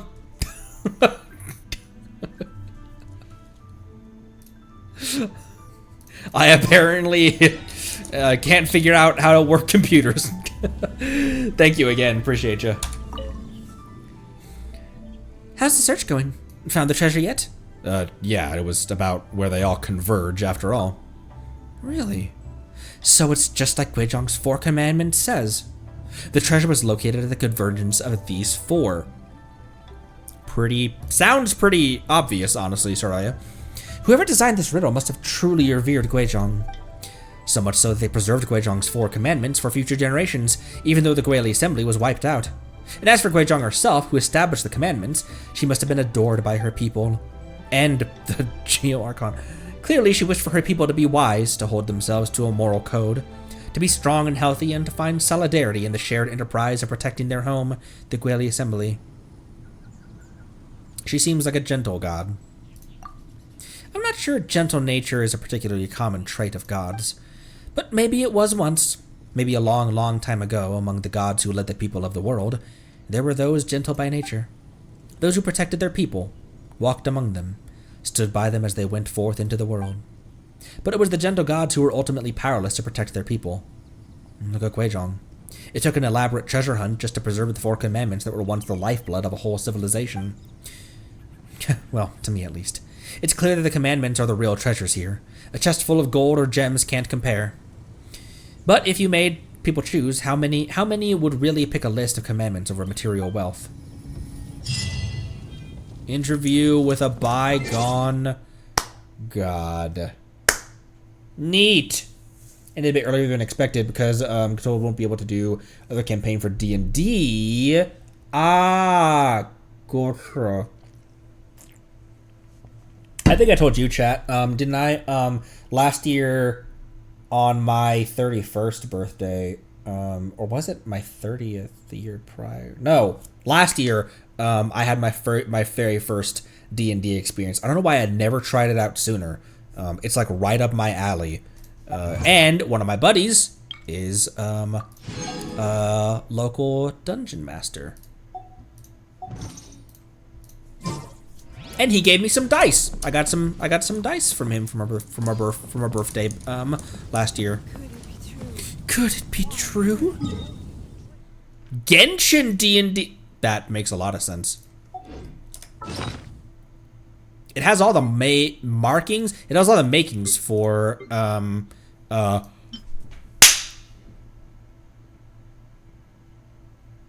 praise be to Lord Morax. Or rather,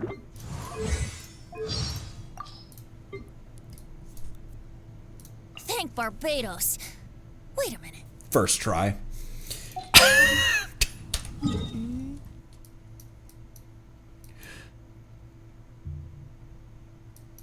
Where was it? It was over here.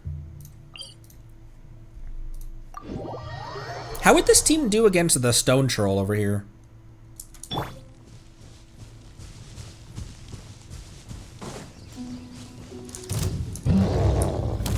Stabilize. Order. I mean, Zhongli kind of makes that part a little bit trivial.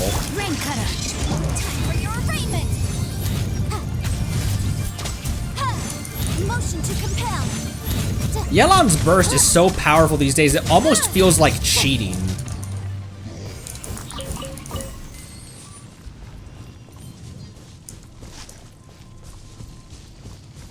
You main Clorant? That is so fitting. That's awesome. I consider myself a Beto main. Who do I really main, though? Am I an am I, like, in truth, am I an Arlecchino main? I mean, that's what this team, once I disband this team, that's what this team is. This will be a productive partnership, I hope. All right, after you. I'm definitely not a Yenfei main, unfortunately. I was. Like, Yenfei was my first actual dedicated DPS. I won't hold you back. Here, I'll put this team back together. Whatever you need. I probably use Arlecchino more than any other character. But Snezhnaya was the first one to make me question my profile avatar. And I changed it for one evening.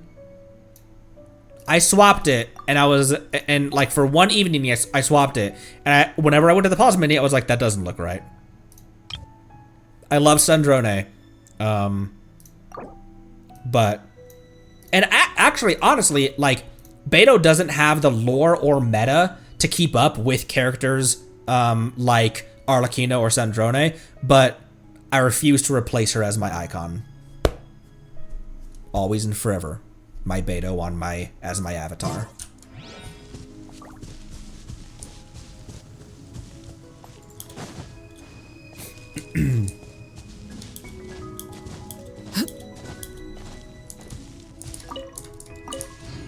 Not really any more sus sweet flowers in the recent areas, are there? We haven't had a whopper flower disguised as a sweet flower in a hot minute in these recent areas.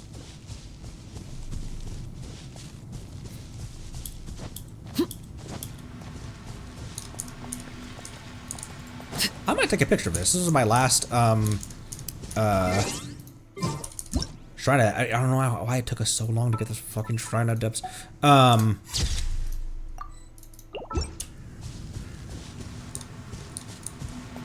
since Inazuma? I swear there were a couple in Sumeru.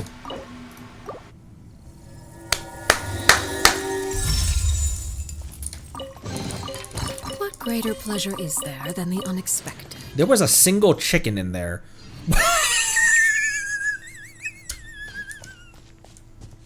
There were like there were two drumsticks in the midst of all that other loot.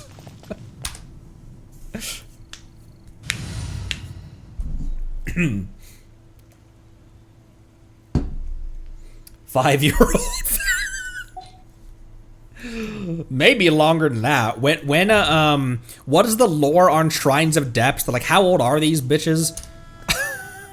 Because I really liked the lore of the shrines in Breath of the Wild, that they were created by the Sheikah as a test for the hero of the wild.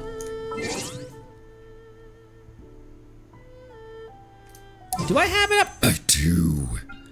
Yes. Pulling on a banner, then skipping a banner has been pretty helpful for us.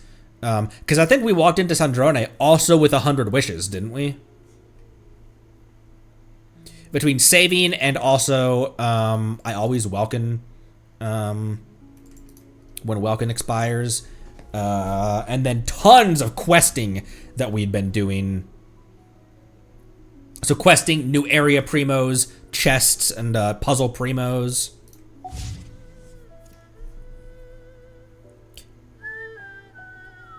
Assumed unified sit. It does look that way, doesn't it? It almost certainly is. This almost looks like a triquetra. And I think I always mispronounce that word. I mean, this? No, that's not. Never mind.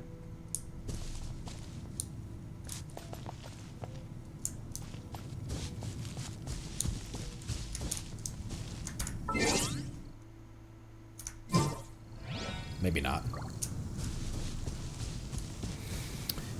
Okay. How much resin do we have? Do we have enough resin to... Oh, we have a, now we have a couple, to help my Mora fund.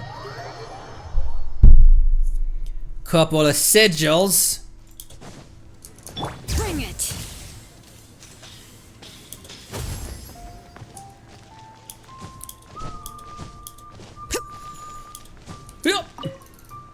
Ming-Xing jewelry is Ming-Xing jewelry. Give me your money! Give me 16,000 more.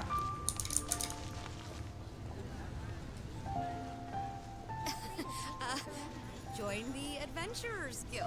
What were we doing? Oh, I do have Mora. I want to go, even if it's just to grab, even if it's just one artifact, let's go up here, run this artifact domain again. I need celestial gifts for my Mona, and disenchantments would be great. If they're better, maybe like one better option for Snezhnaya, and probably also for inbound cryo traveler. And then I think, I fully intend on making Monday also a Genshin stream. Let's do theater then and tidy up any loose ends that we think we realistically can before Snezhnaya. And then on Tuesday, I don't know Tuesday, because once Snezhnaya drops, we're going to be doing a lot of Genshin again. Tuesday, I'm not sure whether I'm going to want to Endfield or Zenless. So there's a mild possibility that I stream on Sunday, but Saturday and Sunday are likely going to be my usual off days of streaming. Overrule. Show no mercy. Get out of here. Teamwork is strength. You two. Time to end field. Why are you recruiting operators at the soup store?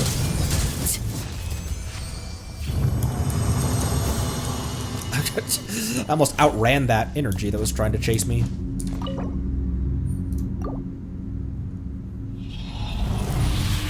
React to my first Genshin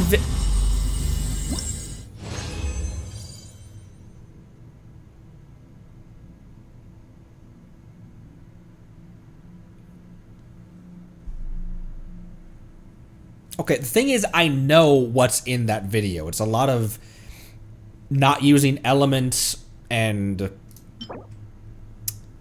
Oh my gosh, is every single artifact that we've got today has been a defense main stat.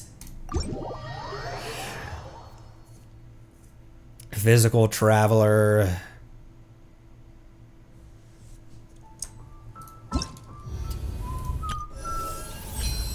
Oh, hey. Neat. That gave me some resin to, oh, you know what?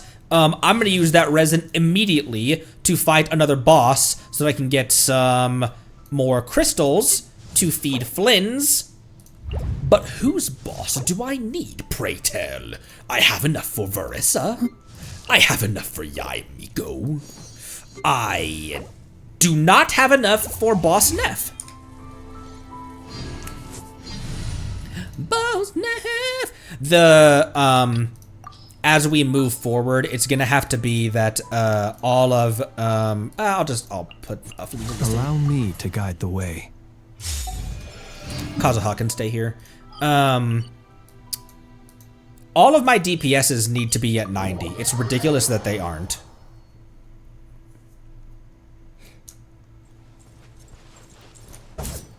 You're still on the death match, yes.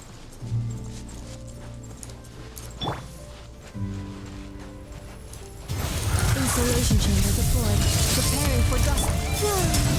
Oh, Columbina isn't even halfway to her burst.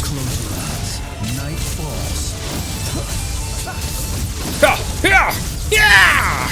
Night falls. Oh, damn it! I always do that, son of a bitch. Adorn my night. The wind knows me. Clean up the ones in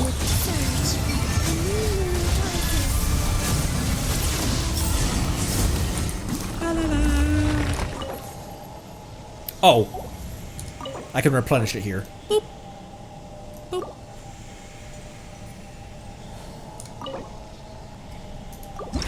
And boop.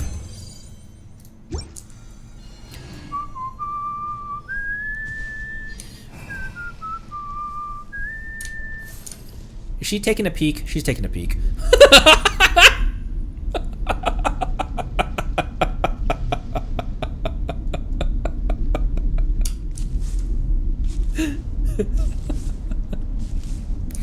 Flynn's is a better build than he was, but he still is at 2200 attack, 74 by 165. In this team, because this is my Flynn's team, the only difference is Kazuha would normally be replaced with Sucrose. Is 154 enough for him? I feel like he, I feel like he gets his burst back really regularly because of resonance. 154 is too much, so I can take some crit rate and some ER, and put it into damage then. Is he on a rate circlet? I forget. No, he's on a damage circlet. Okay.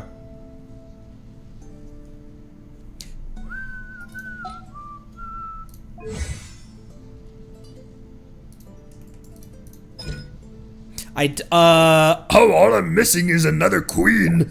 Then once I final phase him, I can, doop-a-dee-doop-a-dee-doop.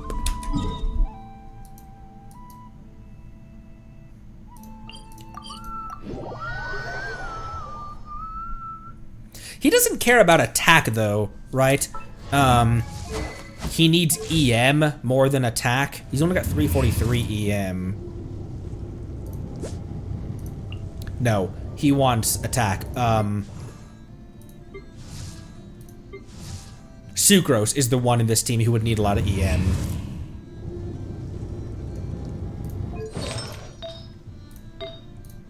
Okay, yeah, he's on attack main stat. Those.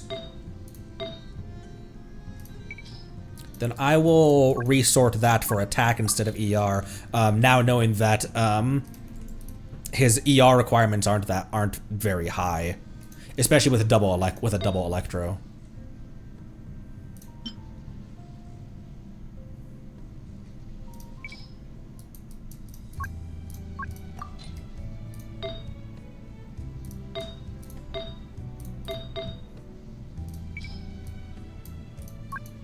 What the hell?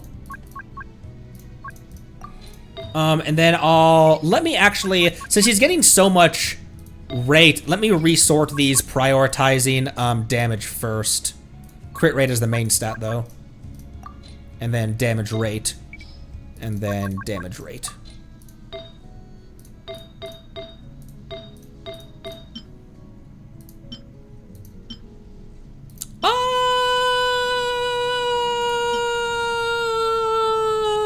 Takes his rate down by only 0.4% and gives him 20 more damage.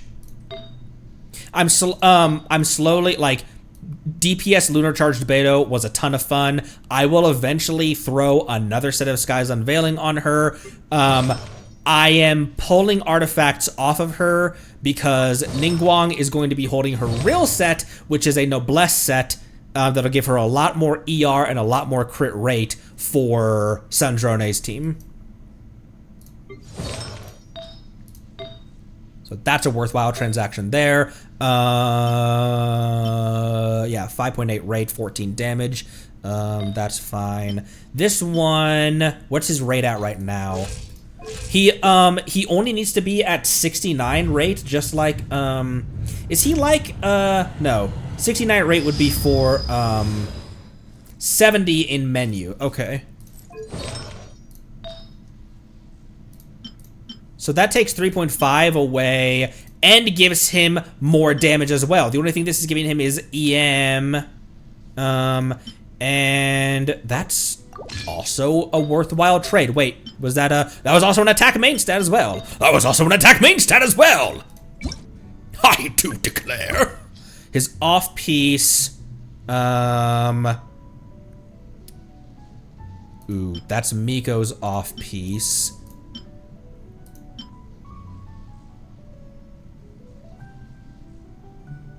This would go crazy on Mualani. 15 HP, 6 by 10 for crit, and then 11-7 for ER. That'd be a good off-piece goblet for Mualani. What's Mualani on? Crack? Don't laugh at your own jokes.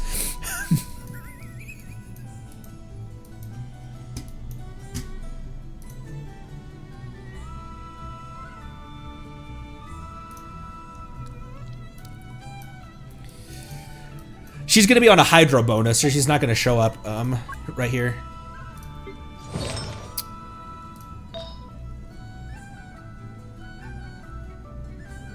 Oh, her goblet also, what the fuck? Her goblet is not her off-piece. Her off-piece is... Shit. That's not a bad one. The best circlets is a strong offense. The best circlets, I love Evelyn's, voice. Side note, the best circlets have a crit main stat and substat.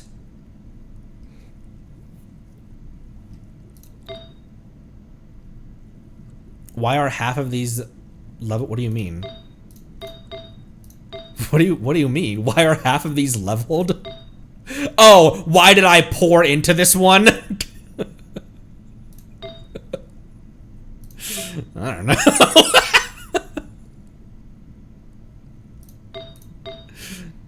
That's a fine one for you, actually. Here. That will work for you, and then I can give that goblet, this goblet was on Flynn's, and then he had one that would work better for him, in Miko's. Miko obviously is an awesome option for Sandy. I don't care about her having as crazy stats as compared to someone who's going to be an on-field DPS. Because she can stand to lose a little bit in her build because Sandy will carry. What does that put her at, though?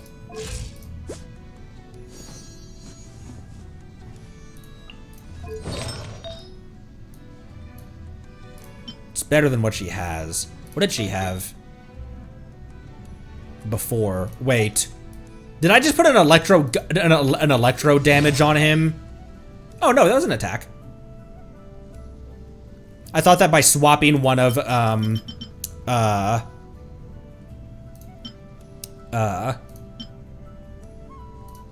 oh. This is an attack main stat. That's why it's not good for her. The substats were good for her.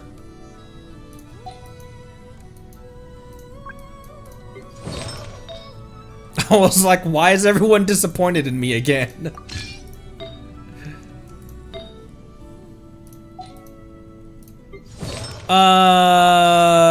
Okay, that puts you at 73, 209, 127. That's much more comfortable than you were. So that puts Miko at where? Again, she's great for Sandy's team. I don't really care as much about her, having crazy, about her going crazy style.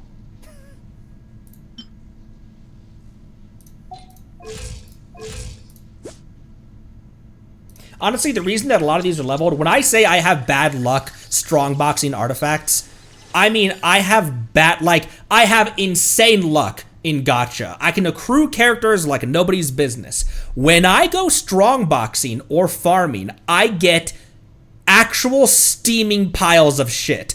So some of these are leveled because they're all I had. I think all but one of the, like one or two of these that I've crafted, most of them come crafted, like when I craft them in the artifact transmuter, they come with an unactivated flat stat. every time. So they're leveled because that's what I've got. And that's why I'm always so satisfied when we, it's now gotten to the point where it's surprising if we don't clear the Abyss or clear theater. So it's obviously working. I just have to try way harder. I have to put a lot more effort, as opposed to if these characters were built better. Because I have all the characters for them. I have all the shill characters. The amount of ass in Sandy's domain? Oh, bad artifacts. I swear, some artifact sets just have a higher likelihood to give better drops. Like when we needed the Gilded Dreams domain, the Gilded Dreams and Deepwood Memories domain, when we were building Nahida and Nahida's surrounding teams, I got absolute shit on that. I was getting so many defense substats and like elemental damage main stats, or defense main stats, elemental damage main stats that were like, oh cool, that's a dendro damage main stat for someone, but it's defense percentage, flat defense, flat attack, attack percent on someone who wants EM. Excuse me.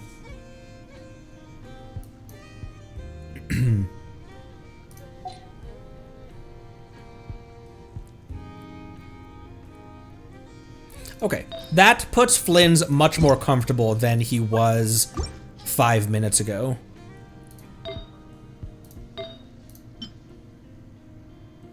Why are you on an attack main stat? Oh, she must be an attack scaling healer. I thought,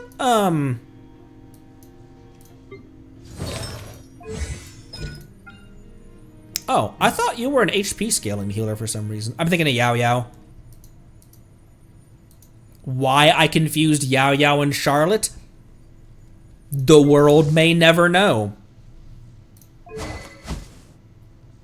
Level 90 deathmatch.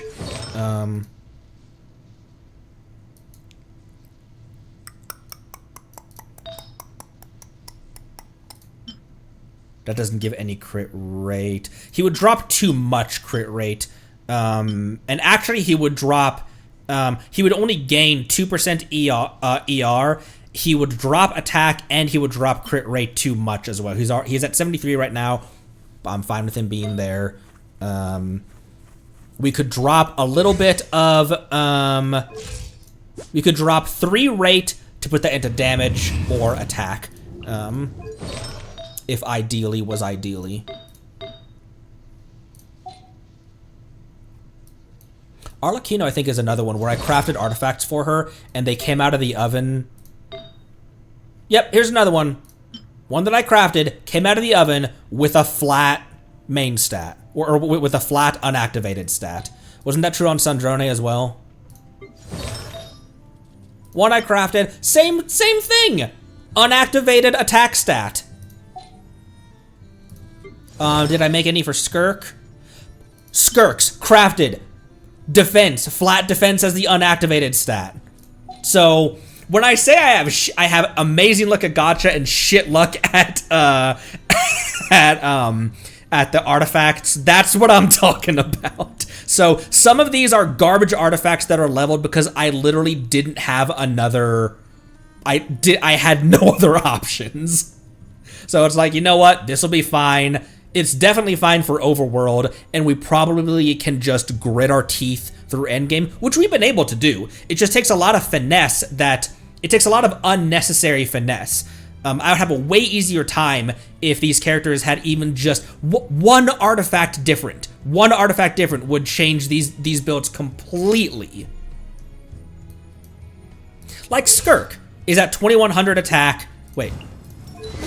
Yeah, you're on Black Sword. Is at 2100 attack, 66 by 238. And that's a phenomenal build for my account. We have a lot of characters who have been clearing Abyss and clearing theater, but they have under 75 or 70 rate. And somehow we still pull it out in the end. So it's working, but it's not easy, and it's unnecessary frustration. So that's her off piece. 3 roller on rate, and that is her off piece.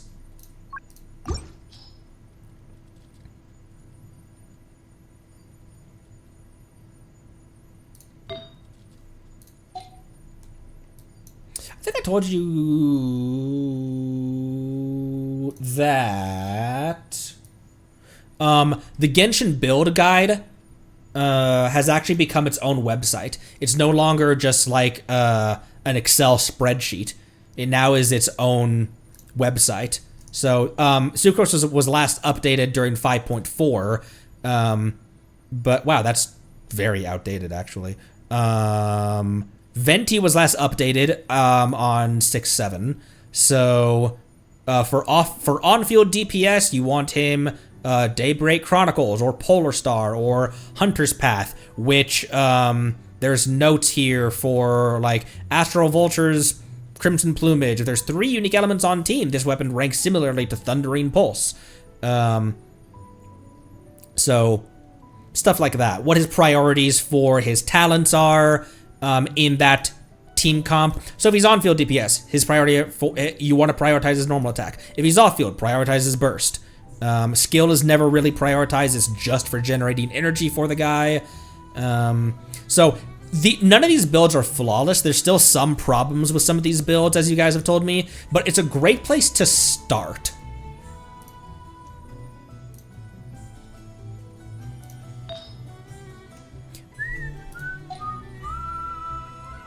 Kale remains a point of pride for me. 74 by 191 and 1700 attack. Not easy to accomplish with Kale because it's hard to build crit rate and crit damage in Kale. Because like Arlecchino gets crit rate or crit damage as her ascension stat. What site is that? What is that? What is the actual site called? It's just called Genshin Impact Helper. I will throw it in the Genshin channel. I think I did prior, but I didn't pin it. But it's a really good place to start. And then, oop, that's the Twitch live streams one. To get an idea of a direction to head. How do I pin this?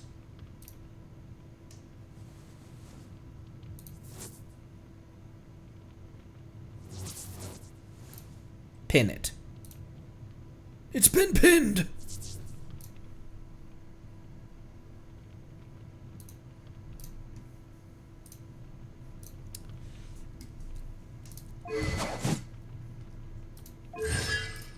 I already asked this. Arlecchino C2 doesn't ruin the team that she's currently on, does she? Which constellation was it of hers that this team no longer becomes viable?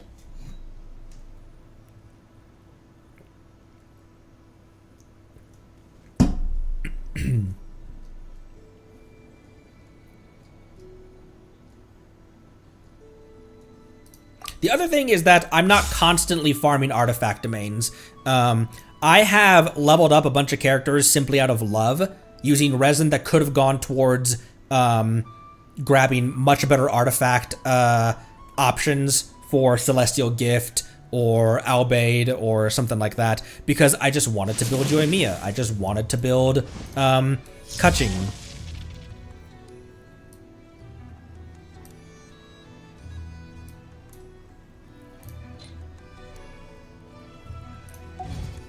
Stygian is where it really matters, because Stygian will catch you lacking. You can kind of finesse your way through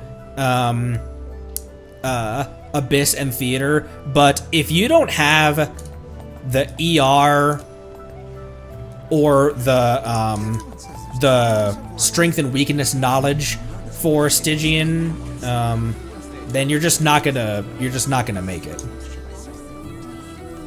Now, still to this day, we tried and we immediately, we didn't even get them like a quarter health. Maybe next rotation, we try for the next level in Stygian, because I usually just, I walk through, I get my primos, and I leave.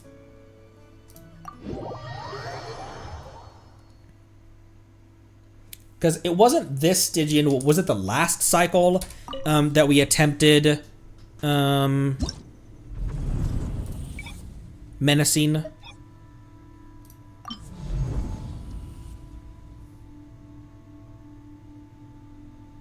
Did we do menacing on this one? No. I didn't mean to go into it. Oh, apparently we did. Because 15 and 37, oh, never mind.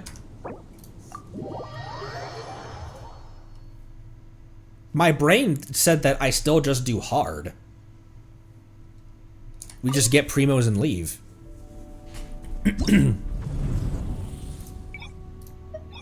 Okay, well apparently we do menacing, and we got it in 94 for this one, 115 for this one, 102 for this guy, 94 for the horse, and 115 for the Shilonen boss.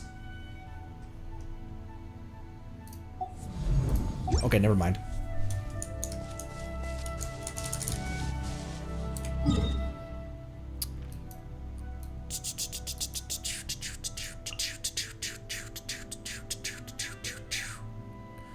Did all of my trounce domains for the day, or for the week, rather.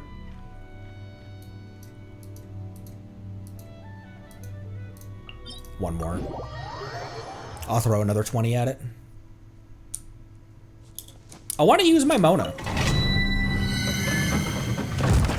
And then we'll also get some of these that I anticipate being a pretty good starter set for for a Cryo Traveler. I expect that the additional domains that start to be released in Snezhnaya will be better options.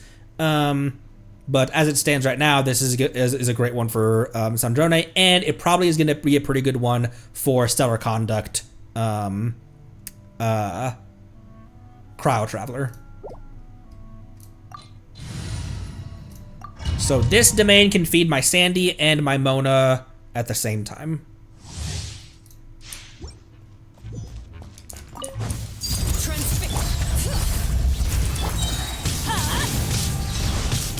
Get to work! Everybody stand!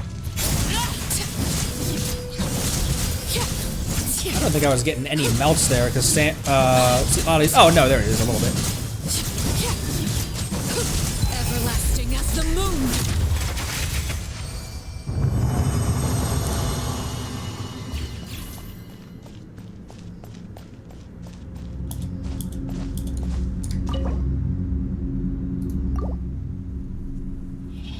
Who has their Mizuki already built?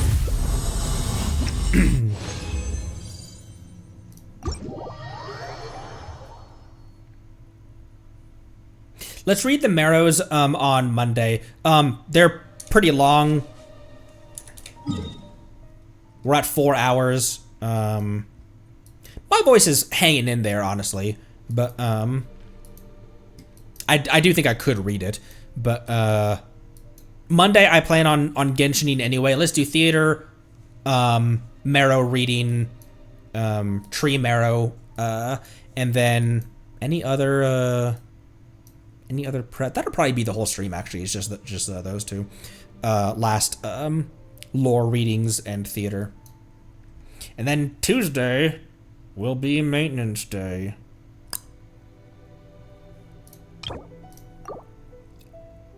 Crazy.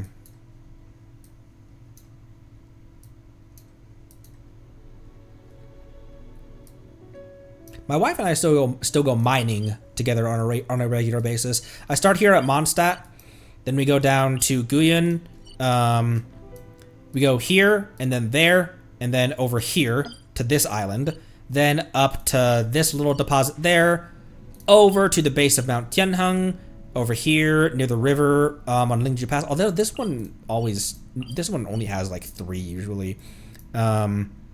Underneath this statue down there, and then across the way where that ruin guard patrols. Up here, north of Luha Pool, there's a little deposit there. Then over to the chasm, we start at this teleport and we just fly down. There's some here where those treasure hoarders are, and there's some more right there. Very bottom of the chasm down there, and then the underground start here and then fly across. There's some here and there's some here. Some at the very back of this passage right there. Up to the main mining area to here, and then there, and there. From this teleport, you go to these 2 pools. From that teleport down to here, back to that teleport down there, and then this teleport will also take you to that and that, just flying across the Nameless Ruins expanse. Gets you a lot of crystals within not a lot of time. What the hell's wrong with my mouse? That'll do it for today. I'm cooking up something fun for the intro to that stream. When we enter Snezhnaya, it's gonna be a pretty big deal. So that stream will have an abnormal introduction. So it would it'll come in handy to, maybe I'll put that out on the page right now so that people can see it. If I post something on the community tab on YouTube, it often won't be seen until like a day or so later. So maybe I'll post that on there so that people can see it. But special fun little video for people who are there within the first 3 or so minutes. I'm gonna try to make that one also kind of like today, an early stream that goes for a long time. I want to take my time basking in the beginning of Snezhnaya, so let's frickin' go.